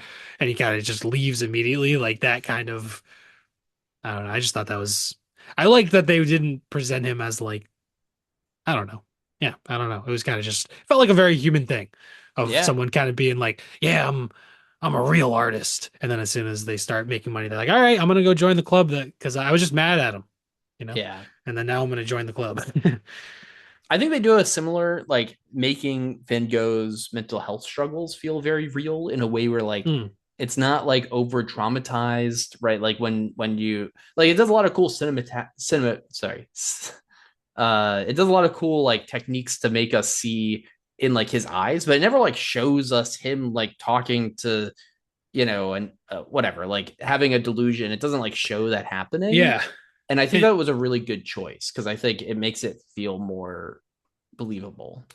yeah, I agree. And there are those times where they talk about him uh not remembering certain things of him like being in the streets and yelling at people and whatever and him not remembering it and so I feel like that kind of makes sense that we don't see it and that he doesn't remember it so it's like we don't end up seeing it and I also really liked the there's this I think it's toward the end when he's talking to his brother and there might be a couple times they do it where the especially the scene with his brother where there's this um double exposure and we're seeing like him Yeah. and his brother and then also the repetition of like certain lines where I'm kind of imagining that this is how like he is experiencing this thing where he's kind of detached from reality and like he hears something and it's like playing over and over in his head and I thought that was like pretty effective in like getting us in that um that mind state that's sort of a little bit psychotic and detached from reality and stuff. Yeah, definitely. To go along with that too, it's like you hear French at the very beginning to set you like in place, but then most of the movie is in English, Yeah. except for like when the kids are attacking him, and there's like a couple of other. There's very few moments when it's in French, but it's always when he's being like confronted or has like a moment of extreme stress or something. And I think that's really interesting to like uh kind of make us feel more foreign in that moment, like he would, right? Like he, because it's trying to put us in his shoes, and he feels more foreign in those moments. Maybe not from language or something. I don't know, but we certainly do from language to show us that he did from emotion or from that Yeah. confrontation. And he is also he's Dutch. So I mean he Oh, speaks right. So he French, probably doesn't. but Yeah. yeah. So yeah. So the French, I think that showing us the confrontation in French is an interesting piece where like yeah, that in those moments of extreme stress, the French is probably not as easy for him, right? So yeah. Yeah. Yeah, and I was wondering if you had a thought about there's a scene early on where he's in like the inn or bar or whatever, and he's reading a really, really tiny little book, Yeah, and he that's says he's funny. reading Shakespeare, and like the lady doesn't know who Shakespeare is and whatever. I actually liked what he said about the mystery of in art and how it makes it, you connect with that mystery, and she's kind of like, I like things to be straightforward and understandable, but he's appreciating the Yeah. mystery of it. But the books being so tiny, like, was that like an early sign of like his psychosis or something, or like that he's seeing the book as that tiny, or that the book is that tiny and he thinks it's Shakespeare, but it's not actually, or something like that? Like, I think it could have just been a really tiny version of a Shakespeare thing. but Like what it was like, it was literally like the size of like the end of a thumb, and it but they was. print Bibles like that and stuff. I think like But they how could you fit a whole? well, I don't think it's the whole thing, right? I think it's Okay, like abridged or some, yeah, thing. I think that my guess maybe. is that that was probably not uncommon for people to have these like tiny recreations of things, because like I know during like World War I and World War II, that's like people would have like those tiny Bibles, right? And Hmm. things like that. So I'm sure that like, you know, art people But that didn't have a lot of money might end up with like a tiny little Shakespeare thing. maybe, yeah, maybe you're right. Maybe you're right. I can see what you're saying, but the fact that they never do anything else to make it seem like he's seeing something, Yeah, like I they don't took do that as that just again. being real, right? Even if it was a Yeah, little goofy. I did think it was funny. I thought it was very funny. But yeah. I was like, it was the like I don't even know how many words you could fit on one page. Like, what is it? Like one? It's like one page of Shakespeare taken down into one little tiny booklet. Because even like the like a pocket Bible is like still maybe like maybe 6 to 8 inches tall, something like that. This thing was like 1 inch by 1 inch. yeah. I don't know, but anyway, it was interesting because I was watching it with my girlfriend, and she mentioned that idea that it was potentially like a psychosis, not really that small, or not really Shakespeare or something. And I kind of just watching it, I was like, that's a tiny book. And then I kind of just didn't really think about it. And then I was like, oh, maybe it is meant to show that, or maybe it's not. I really don't know. I'll say from really quick Googling, I found vintage Shakespeare mini leather uh Knickerbocker books. I don't really know what that Okay, means, but and they interesting. they look like they're about the size of a thumb. And there's a range of these that all just say William Shakespeare on the front. Interesting. Oh no, they say the names on the spines, but they are hilariously tiny. Wow. But Um, it can't have the whole. no, no, Wow. no, it cannot. But like you can see the guy's thumb. But Wow. yeah, I mean So this. what I don't know. I don't know what's in it. interesting. Interesting Yeah. they're called Knickerbocker, because those are like pants. You know the New York Knicks? Oh, yeah. They're called the Knicks because they were the New York Knickerbockers originally. Oh, that's funny. Let me Yeah. look up Knickerbocker books. I wonder if that's like just a thing. Maybe because it just fits in your pocket. That's You're Yeah. supposed to put it in your pants. I don't know. Th Interesting. these are like a So thing apparently. Yeah, interesting. But like, I wonder how much of the like, is it one scene? Is it like would even one scene fit? I don't know. But Yeah. anyway, we don't have to talk too much about the Knickerbocker book. It was just a little. We'll take it as real. We'll take it as a real Yeah. thing, and it's an abridged section of a Shakespeare thing. If I had to guess, I feel like he was reading Hamlet. He says it's Oh, does he? yeah, he says it's something, but it wasn't that. It was Was it? Richard the Third or something. Oh, yeah, you're right. He Yeah. does say it's Richard III. He just seemed like kind of a Hamlet type of guy, a little bit like a sad boy. You know what I mean? Like to be or not to be. Oh, that seems like a Vincent Van Gogh type vibe. You know, like he's not going to be reading like a Midsummer Night's Dream. You know? Yeah. Oh, these are apparently these have the full book in them. I I I have don't no know, idea bro. how. Do you read it with a magnifying glass? Like I can't Um, imagine. Often featuring very small fonts to fit the full plays into Wow. this miniature format. You should just buy them just to see like how it I turns out. I kind of want to. I'm looking at a Reddit post that somebody has posted. This is what one of the pages looks like. Oh wow. Okay. I mean that's kind of readable. Wow, Yeah, 124 pages, and so. Guess that's it only fits a like lot. halfway through They too. must Yeah, be super super thin pages. this is Hamlet. Oh, okay. There you go. Yeah, I mean, yeah, they must be thin pages, tiny. I mean, the font is surprisingly readable, but that must be tiny. I mean, the font, I'm saying it's readable, but it's also, this page is no bigger than, two thumbs, maybe. I don't know. Yeah, crazy. Do you have a favorite Shakespeare play? Um, no, not, I don't know if I've read enough Shakespeare to really have a good favorite. What about you? That's fair. I've only read a few, but I think I like Macbeth. I do remember Macbeth Macbeth is being pretty good. pretty classic. Othello's good. Macbeth, Othello, Hamlet. All tragedies, those are probably my favorite ones. Also, those are some of the most popular ones. But Yeah, yeah. I will say sorry, I'm still on these Knickerbocker books. Oh yeah, you're obsessed. Many of these are part one, part two, part three. Oh, okay. One of these goes up to part five. Okay. So So we're you're not going to getting read maybe the whole thing all at once. right. But that, I mean, I will say, like, you must feel like you're making a ton of progress. Like, you could probably read like 50 pages in like 5 minutes. I kind of want to buy some of these. Yeah. All Be right. Well, hilarious. Have yeah. a whole little, yeah.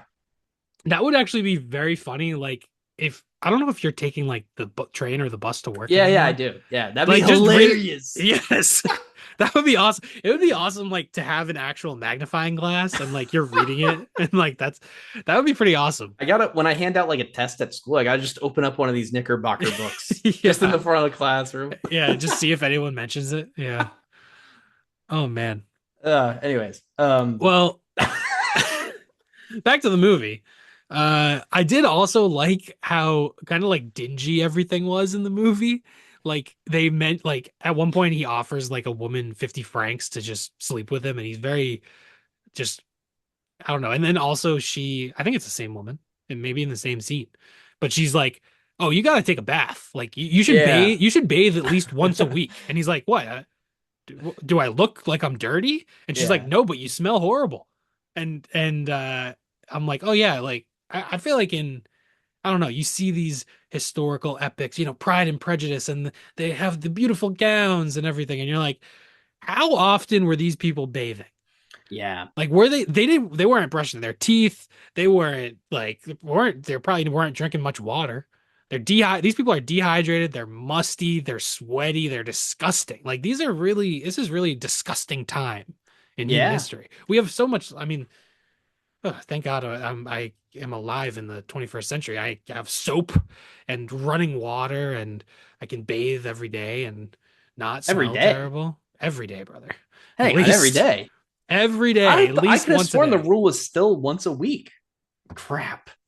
All right, Mr. Van Gogh. Will you take your headphones off? You're just missing an ear. No, yeah, I do uh, agree. I think it really helps set the time period yeah, and lots of respect for that. Also, just like the buildings, because I think partly because it is actually just on location in a lot of these places. they do look old, right? Like it's not like anything looks like a set or anything, which again, it's not. So that makes sense. But Yeah. Yeah, pretty cool. These are all like old ancient villages. Maybe not ancient. Also, it's kind of interesting like if you had this is me just being stupid, but Vincent van Gogh like I don't know when I would have thought he was alive, but I feel like the 1880s is more recent than I would have suspected. oh, um, Maybe I wouldn't have said 1700s, but I would have said early 1800s, which I I guess is not think that big of a difference, but yeah, I think it's always hard with like that time frame, right? Like I feel like yeah, I don't know. I think I did know that it was later, but yeah. I guess, well, if you think about it, like if I think, if you had to tell me when was Van Gogh alive, I would have said like 1820, probably. Which realistically, 1820 and 1880, not that far off. Was there that much change in like in Europe in that time? Actually, there probably was. I'm just probably well, stupid. There's probably a lot. also But if yeah, you go from 1920 to 1980, that's like a completely different world. yeah. I that is a good point. I think part of it is just that he is like a post-impressionist, right? So like I'm not I gonna lie, I don't know the full timelines. I do know that he is post-impressionist. They talk about that. But also, if you asked me when was Monet alive, I would have been like, I'm gonna be honest, I don't know. yeah. 1810. I would have just been like, I don't know. I, well, don't say that now that you've seen this movie. Well, now that I've seen, yes, now that I've seen the movie, I know the timeline a little better. I guess this Yeah. was also like, have you seen the movie Mr. Turner? Mm-mm. It's about JMW Turner, who is also he was sort of a pre-impressionist, I believe. So I think he was like more mid 1800s. Okay. But he was sort of like started doing more impressionist stuff. Um, but very good movie about sort of, I don't know, a lot less this movie's pretty like gritty and a lot of handheld camera, a lot of very subjective stuff. Mr. Turner's a little Yeah. bit more uh lockdown camera. It's directed by Mike Lee, who does a lot of like family dramas and very like grounded stuff, so it's a little bit of a departure for him.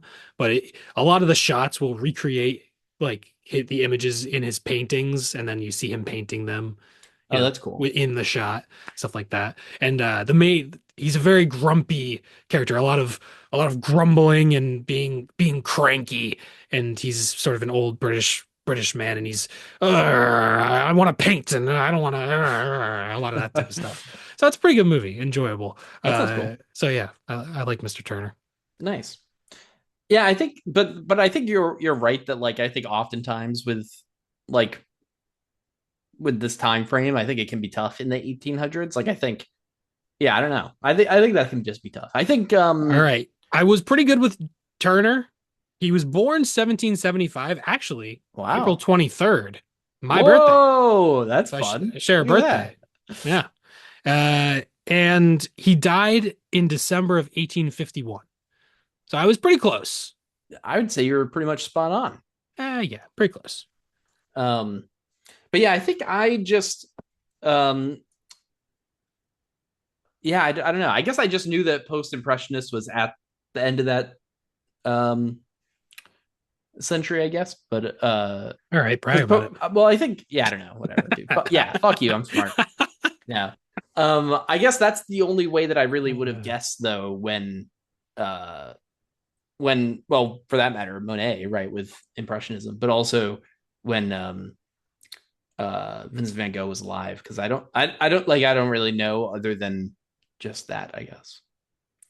Yeah. All Um right. you know what's cool though is you I'm thinking of this because you mentioned in Mr. Turner the painting of things. In this, Willem Dafoe is painting a lot, and he actually learned how to paint for all this stuff, which is super cool. Yeah, there is a lot of just him actually painting. And Yeah, yeah, I do like how they show like the differences with him and Gauguin, and Gauguin being a lot more controlled and maybe more traditional in some ways, and then Van Gogh being a lot more frenzied and the super thick paint and almost a 3D effect of there's so much paint on the canvas that it's popping out. And I showing that difference in technique was was pretty cool. And I like Van Gogh's sort of frenzied, super thick paint and thick brush strokes and everything. And this is one of the other moments where you actually hear like that repetition of lines um when he's told that something like, oh yeah, like you use too much paint or whatever, and he's hearing that, and you got to see some segments of him painting more and whatnot, and you can really see that that had quite an effect on him, which is interesting. Yeah. Yeah. Um, I will say, I think the scene where Willem Dafoe, Vincent Van Gogh, is like Gauguin is gonna leave to Paris, and he's really like Mm. broken up about it, heartbroken, devastated, and he's like out in is he in the rain? Or I don't know. He's in like some sort of a courtyard type of a thing, and Yeah. he's like wailing up at the sky, and there's these close up handheld camera shots. I think that's somewhat become memed and like GIF Oh, you're right. form. Yeah. Yeah. And yeah, Oh, that's funny. I didn't recognize that at first, but I do know exactly what you're talking about now. Yeah. yeah. And he's like looking up and it's like that super close up with the wide angle lens. Yeah. That's funny. Yeah.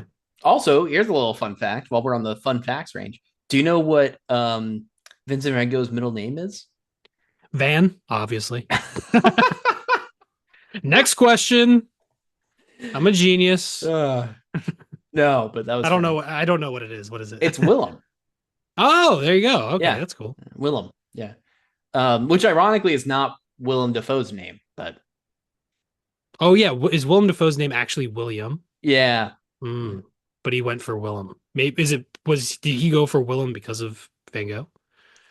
That's a good question. I don't know. I just know that his name is actually William, but that's I'm sure why would maybe like his family's I don't know. I can't even Isn't I speculate. believe there was a like King Willem of perhaps Belgium, and he was like notoriously like murdered like millions of African people, I think. I don't Perhaps. think he was going for that. I don't think so either. That's why I went for the Van Gogh route. I mean, Maybe here's a thought. Maybe if you're you know what? I'm not gonna lie. That was, I think, King Leopold. I think I fucked that up. I think I just said the wrong guy. I don't think it's Willem. well, I'll tell you maybe what. No more historical dramas on the show. History is banned. yeah, we're not very good at history. Maybe his dad's just William and he didn't want to be junior. So he just picked something else. Uh, maybe I that's guess you could possible. pick literally anything else that you can pick like there's a lot of nicknames for William, I feel like. Willie, Willie Defoe. Yeah, I don't even Billy. know if there was like a King Willem. I'm not King Will. There's a King Willem Alexander who I think he's the current king of the Netherlands, Wow. which the Netherlands still having a king. What are you guys doing? Yeah. Why? All these countries that still have kings, what are you doing? Well, we're heading back there, so I, you know what? I'm not gonna lie. Never mind. Never mind. anyways, No, we're not. um It will not happen. That ain't happening in America. um anyways, moving on. Yeah, historical dramas Any are tough. any country with a king, figure it out. Get rid of the king. Why do we have a king? It's the Mm, 21st century. Get rid of them. yeah. They have so much money. You take it and then say bye bye. You're not just Willem. You're not king. You're just a guy. Yeah. Take that, Yeah. Willem. Yeah. So Not you, anyway, Willem there is a Dafoe. King You're Willem. great. So King Willem of the Netherlands did not murder millions of Africans. That was a different guy. He's from Belgium, way in the past. Different guy. Sorry, King Willem. I didn't mean to. Didn't mean to. Although you shouldn't be king. Well, yeah, obviously. Fuck you, King Willem. But also, you didn't do that. Sorry, I got the name wrong.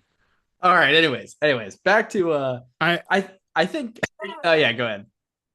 um. Is this more about So King it Willem? was King Leopold II of Belgium. He was he was king from 18 1965 to 1909. He was I would have guessed that. he was he was Post the impressions. yeah, same similar era. Um, he was the second king of the Belgians, and he was the founder and sole owner of the Congo Free State from 1885 to 1908. So I think Leopold II is the guy that I was talking about. Yes, yep. A lot of systemic brutality and atrocities in the so Leopold II is the murderous scumbag, not Willem. So there you go. we've Leopold II, bad guy. we've fallen so far from talking about Van Gogh. Well, you're the one. It's we haven't even mentioned Mads Mikkelsen yet. Remember, this is a Mads Mikkelsen episode. All right. So we're back. You know what I was surprised by in this movie? That we don't actually see him painting the Starry Night. Yeah, that I think. We Yeah, do see it. They show it in a gallery or something at some yep. point or on a wall. But I you know it's showing so much of his iconic paintings. I I would have guessed. And when he goes to the asylum, I was like, we're gonna see it. And we never Yeah, actually see him paint anything at the asylum. yeah. I thought that was an interesting choice. Like, I would have liked to have seen him painting at the asylum more. Yeah. Um, but I think like him painting Starry Night, I mean, it just I think it probably felt so It's a, um yeah. required that maybe like Schnabel just kind of was like, we can't do that. Like Yeah. it almost would feel yeah, just like required. Hmm. But it is kind of weird that you don't see him painting at he painted like dozens, maybe over 100 paintings when he was in the asylum, I think. Yeah. Tons. Yeah. So he did a lot of painting at the asylum. And And it kind does of show that, he packs them up at the end or whatever, but like it's not mm, that many. He doesn't pack up as many as he mm, made, certainly, but right.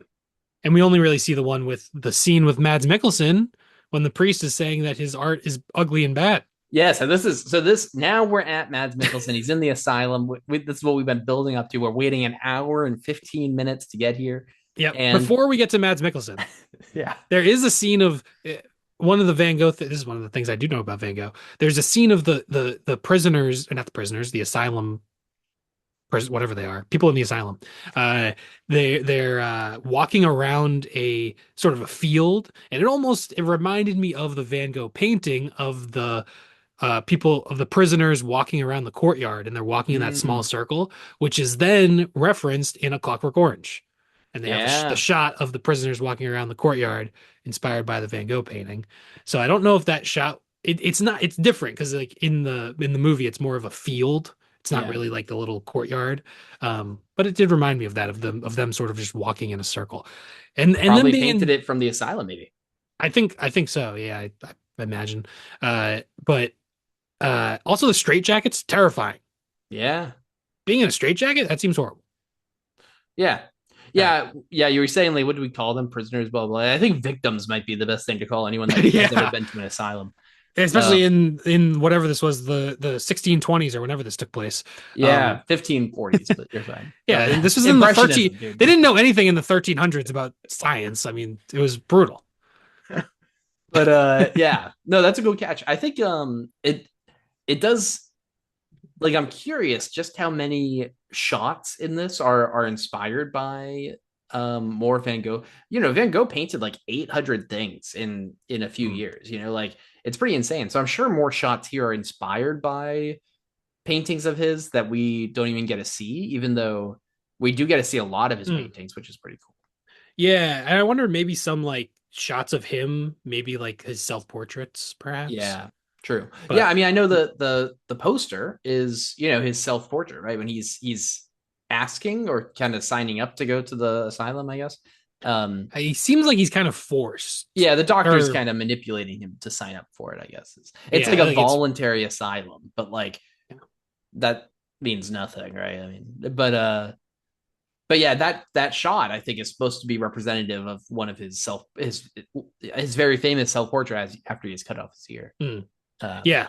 And we never actually see him cut off the ear, which is also maybe something that felt so, famous and well known that maybe they felt like it was, I don't know, they wanted to go a different direction with it. yeah. Yeah. Also, interesting story. I see, and I don't know how true this is, but I've never heard the fact that he was trying to give it to another artist or anything. I just thought he was giving it to a girl, and Right. that's probably like the pop culture explanation or pop history explanation. So I mean, I don't know though. Again, like who knows how accurate this movie actually is? Not Right. me, even though we're making a podcast. So I guess I could have fucking looked it up, but I did. I know. We didn't even know the movie took place in like 800 BC. Yeah, I didn't know that this happened before Christ. Yeah, I thought this was the 1880s. Turns out we're pre-Plato. Yeah, the pyramids aren't even up yet. Yeah, I mean, come on. But yeah, This movie is actually a prequel to 10,000 BC. um, Anyway, back to Mads. yeah, yeah. So Mads is awesome in this. I will say we don't have him very long, but he does just totally shit on Van Gogh. He's like, "Do you know that you're?" He literally says, "Do you know that this looks bad? Do you know that this is ugly?" He says, "What's the word for it? Ugly." That's what he says. Insane. Yeah, and mostly he walks in and you're like, "Hey, it's Mads. Love that guy." And then he asks him and go a lot of questions. Yeah. And then he says, "Your painting is shit. You're free to go." And then he's gonna. I liked the little touch of him about to put the painting down, and then he turns it around so it's facing the wall and no one can see it. Yeah, that Um, was hilarious. it is pretty funny him kind of, but I think it's kind of like how people viewed his paintings at the time, the way he was not appreciated, the way he talks about was the did I no did I say the thing at the beginning? Was it the quote about him being like uh he's painting for people in the future? You Like, didn't, but yeah. okay, but that was a good. He says that to Mads's character that he's like, maybe God put me here to paint for people in the future or something. Yeah. Which obviously, I assume he didn't actually say that, but that's sort of how what ended up happening with his art being so impactful after he died and everything. But yeah, so I thought it was kind of a good depiction of like society rejecting his art at the time. Um, Totally. and yeah, I thought it was a good scene. It wasn't like anything revelatory. It wasn't the best. It was just like Mads Mikkelsen's here, and then I was like, all right, that was. It didn't knock my socks off or anything. It was no Riders of Justice, you know. Yeah. Imagine Mads in this. Mads comes into the asylum and like gets justice for everyone, frees everyone, all this stuff. Action scene. Yeah, Yeah, random action scene in the middle of this historical drama. yeah. That'd be crazy. It didn't happen. So No, no. Um, yeah. I mean, I don't know where. yeah, I mean, I guess really this is pretty much the end of the movie. Now he leaves the asylum. He's back at or no, he goes to a new place because he's not welcome back to that old town. And Yes. in this new place, he ultimately dies. In this movie, he's shown getting shot by kids, which um and then he dies after 2 days, and his brother comes to his side. And you know, I from what I know, like the story, this is an interesting story because there is some weird ambiguity around his death, but also I think I think the general consensus says that he killed himself. Um, Yeah. I don't know. I guess I have no idea. I don't know enough about it to have any opinion on it. Hey, yeah. yeah, I mean, I really, me neither, right? Like, I have no stake in Van Gogh's history, really, or say really in it. Like, I don't know too much, but yeah, I think it is interesting that this movie shows what's probably a more dramatic version of his death. Yeah, maybe. Yeah, I don't know. Yeah, I don't know. It's kind of I don't know. Maybe it is also an element of the movie being so tied to reality that it's not the most, it kind of has to be a little bit ambiguous and like, is this really what happened? Is he imagining this? It's pretty unclear. So I don't know that it's the most satisfying thing, but I did think the scene with him and his brother was the relationship Yeah, with him and his brother was pretty like well done throughout the movie.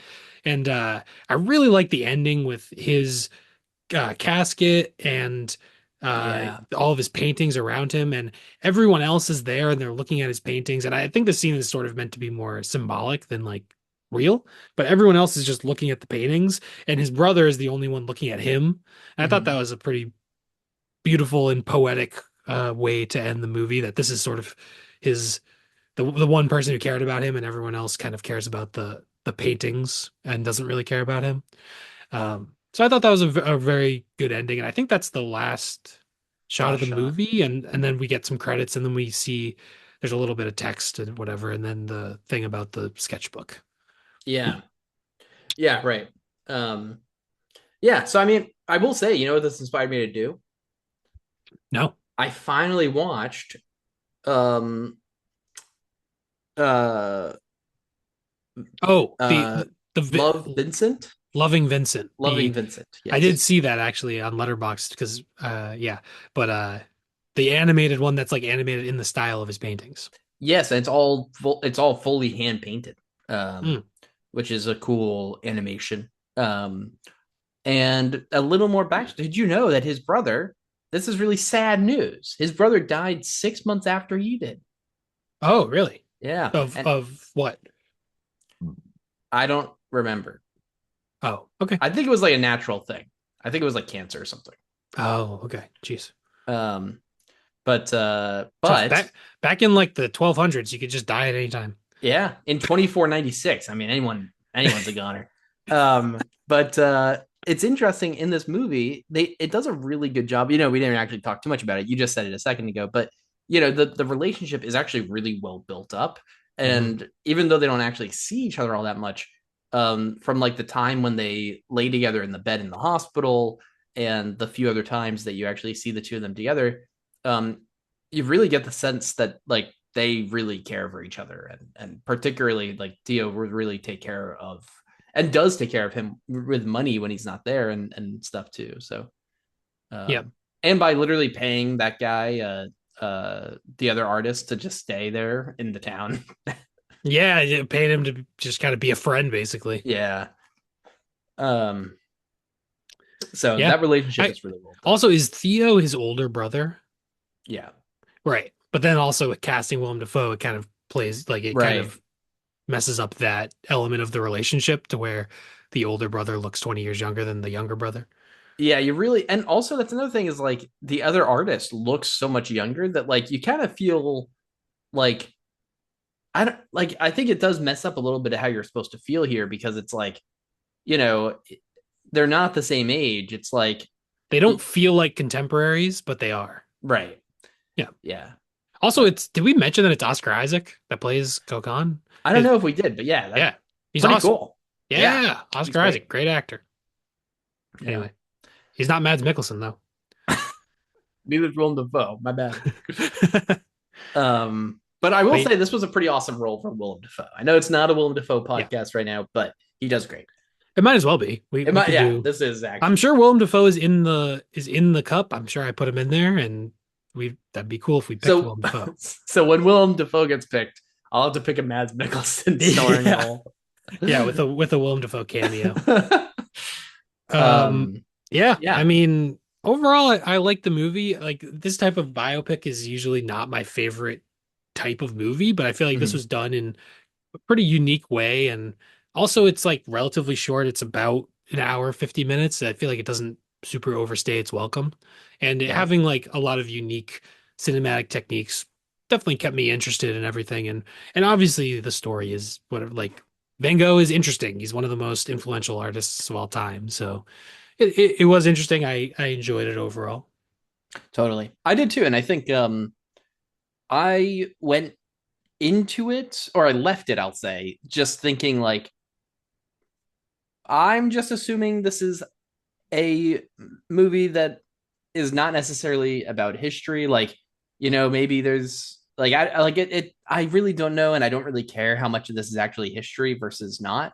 Um and you know, I'm just looking at it as like a film that's uniquely made and has some cool stuff in it. So that Yeah. definitely influenced, I think, how I rated it. Because I think if I would like really looked into the, you know, if I was like really into the history and I was like, well, actually, this is, you know, whatever.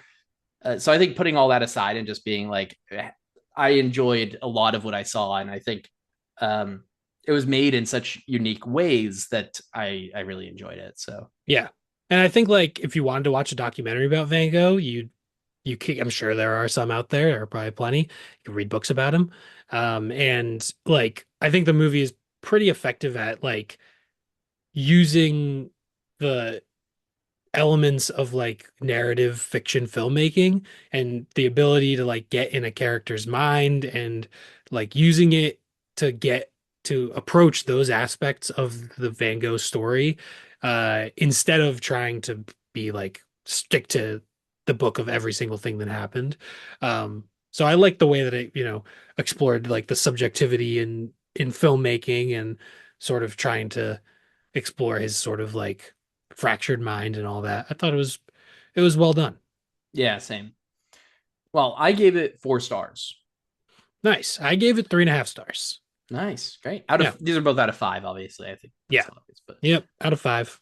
It nice. was yeah, overall a very good movie, but probably not my I don't know. I just feel like biopics, I think we've also been so inundated with biopics. This is definitely Yeah, like notches above the standard like Hollywood biopic of like a music biopic of the famous musician and you see all the it's not super conventional in that way. Obviously, whatever. We're at the end of the episode. All these people have seen the movie, so there's no really any point in me yeah. saying this. But anyway, I liked it a lot more than a conventional Hollywood biopic.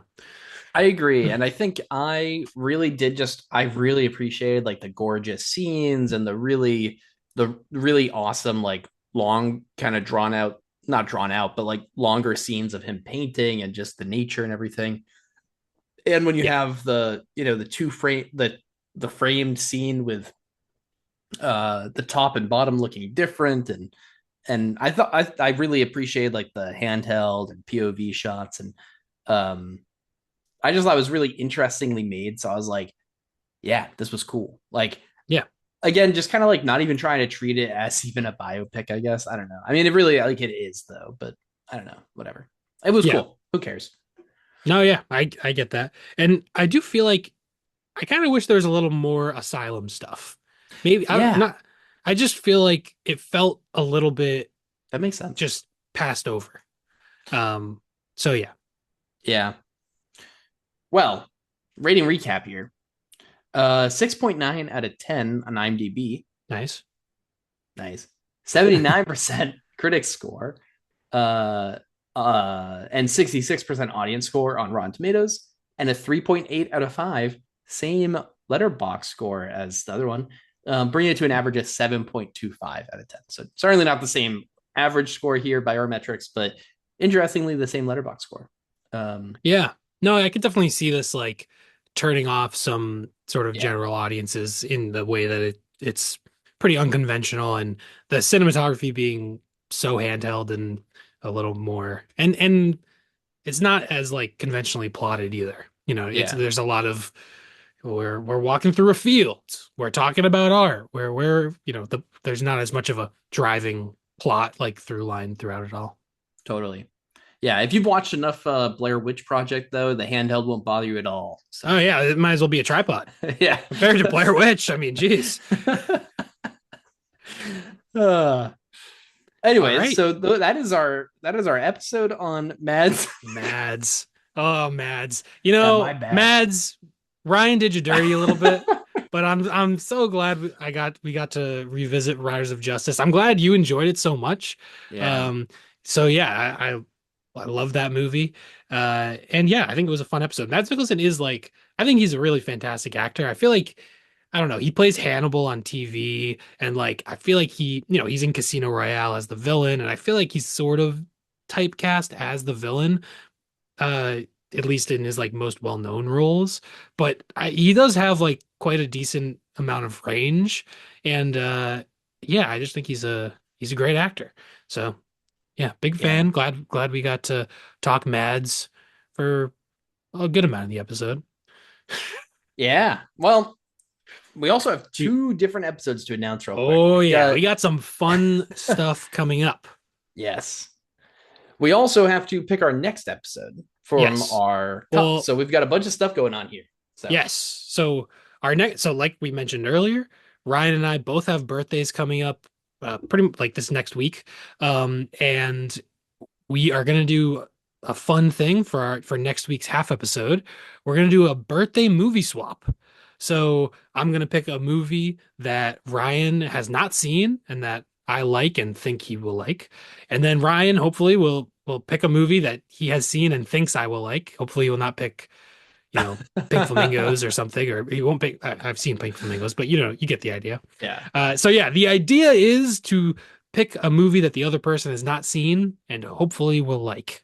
Yes. And you never So know, right? Like hopefully. But the point is like I'm not gonna yes, for example, I love found footage. Shane does not like found footage. So right. I did not pick a found footage movie. Now it would be fun in the future Yeah. to pick a movie that was like the anti-birthday movie swap, That would where be interesting. something that's not in your like you'd pick like a found footage, maybe something you think that I would appreciate that I wouldn't watch on my own, but Yeah, like yeah. pick a genre that neither of us are into. Maybe I'd pick a basketball movie. I've made you watch a bunch of basketball movies already. I'd pick a good one. Yeah, yeah. But yeah, that could be fun in the future. But that's not next episode. So I think we just announce it now. Yeah. Well, Who I'm goes excited. first? I'll go first. My All right. birthday's first, so Oh, yeah, there you go. I'm picking The Life of Chuck. Oh, I knew you were gonna pick The Yeah. Life of Chuck. I knew it. I had a Yep. feeling, and I just got that Stephen King book, so there you go. I can get a little bit of a Stephen King kick. Awesome. Um, Yep. Life of Stephen, Chuck, uh, based on the novella written by Stephen King and directed by Mike Flanagan, but it's not really a horror thing. So I'm really excited to walk through this or to yeah, watch through this again. yeah. I mean, you've already seen it like 8 times, and like I've seen it it an came. ungodly amount of times. Yeah, it's insane. Yeah, I had a feeling at some point you were gonna pick this for the podcast. I was just kind of waiting for the right up for the episode to come up, and I guess here it is, Life of Chuck. All right, I will be picking a movie that I had a few options, and I at first I looked at your watch list for movies that were on your watch list and that I had given high ratings, and then I had the idea, well, if it's on your watch list, eventually you'll probably watch it. But there's a little movie that I think will be in your wheelhouse. It's called Computer Chess. It's from Interesting. the year 2013. It's directed by Andrew Bujalski, and it's like shot on like uh video cameras from it's set in the 80s at sort of the birth of artificial intelligence computing, and they're trying to it's a computer chess tournament, and it all takes place during this computer chess tournament at like a hotel or something, and it's all these nerdy characters trying to build their whatever. But Cool. it sort of has found footage elements. It's also about 90 minutes long, so those are two Wow. big Ryan factors. And yeah, this is kind of like a weird little movie, and I feel like I don't know if it would fit on a lot of episodes like in the future. So this felt like a good time to bring it up, and it felt like, I was thinking of other ones that were more popular that are on your watch list, but I was like, you'll get to those eventually. Computer chess, you might never watch otherwise. Yeah, that's cool. Exciting. Cool. Um, Also, another benefit, it's streaming on Canopy. you know what's great about The Life of Chuck? Also Streaming. streaming on Canopy. Oh, also on Canopy. There you go. Also on All right. Canopy. So yeah, this will be great. Cool. And I know that I think the Boston Library doesn't do Hoopla, but Computer Chess is also on Hoopla for anyone listening who wants to, if they only have Hoopla. So yeah, Yeah, it's a good movie. It's short. I feel like you'll like it. yeah, I'm excited. Cool. I think Life of Chuck is also it's also on Hulu. On Hulu, yes. So It's it's on also on Hulu. Hulu and Canopy. All right, cool. The Life of Computer Chess, The Life of Computer Chess. or the Life of Chuck Computer Chess. Chuck, Chuck Chuck Computer Pewter Chess. Chess. Yeah, The Life of Chuck Pewter Chess. Computer Chuck. Computer Chuck. Pew pew. I don't know why that sounds like that. I like it. I like it. All right. So that'll be a fun episode. Yeah. I figured at some point I was gonna have to watch Life of Chuck. I'm like, this guy's Yes. seen Life of Chuck 80 times. I'm gonna have to watch it eventually. Yeah. So yeah, all right, cool. The time has come for my quarterly rewatch. So, this is my Q2 rewatch of Life of Chuck, still 5 stars. Um, all right, so if anyone doesn't know, we're doing our half episodes. We do our full episodes like this format, and our half episodes we do whatever. And then next full episode, I will be taking a topic out of this cup. If you're on YouTube, you see I have a cup. I'm closing my eyes and I'm pulling out the topic, which will be our next full episode in 2 weeks. I have the topic. Oh boy, this is something you put in there, and we will have to discuss slightly. Based on a TV show you haven't seen. oh God. I know you uh, put this in there because I saw this and I was like, how are we going to do this? Uh, all Fascinating. right. So Well, we're we got a gonna, lot. Yeah, we'll talk about it, but we'll announce those in our birthday episode. well, are we gonna, is the idea to watch the whole show and then watch, because what it, No, no. I think so the we're just idea is to gonna, go in blind. It's like a movie that you're going in Hmm, blind, even though there is a hmm, TV show behind it. okay. For example, So, well, I guess yeah. Do we both? I don't. We don't both have to have not seen it. Although I think I well, wouldn't say either of us have seen too many TV shows in general. So well, my thought would be if my pick, I cannot have seen the TV show. right. So like, have you seen like Neon Genesis Evangelion? No. So I could pick So that though. So you could pick the end of Evangelion, but I cannot. Right. Right. Right. Yeah. So, so okay.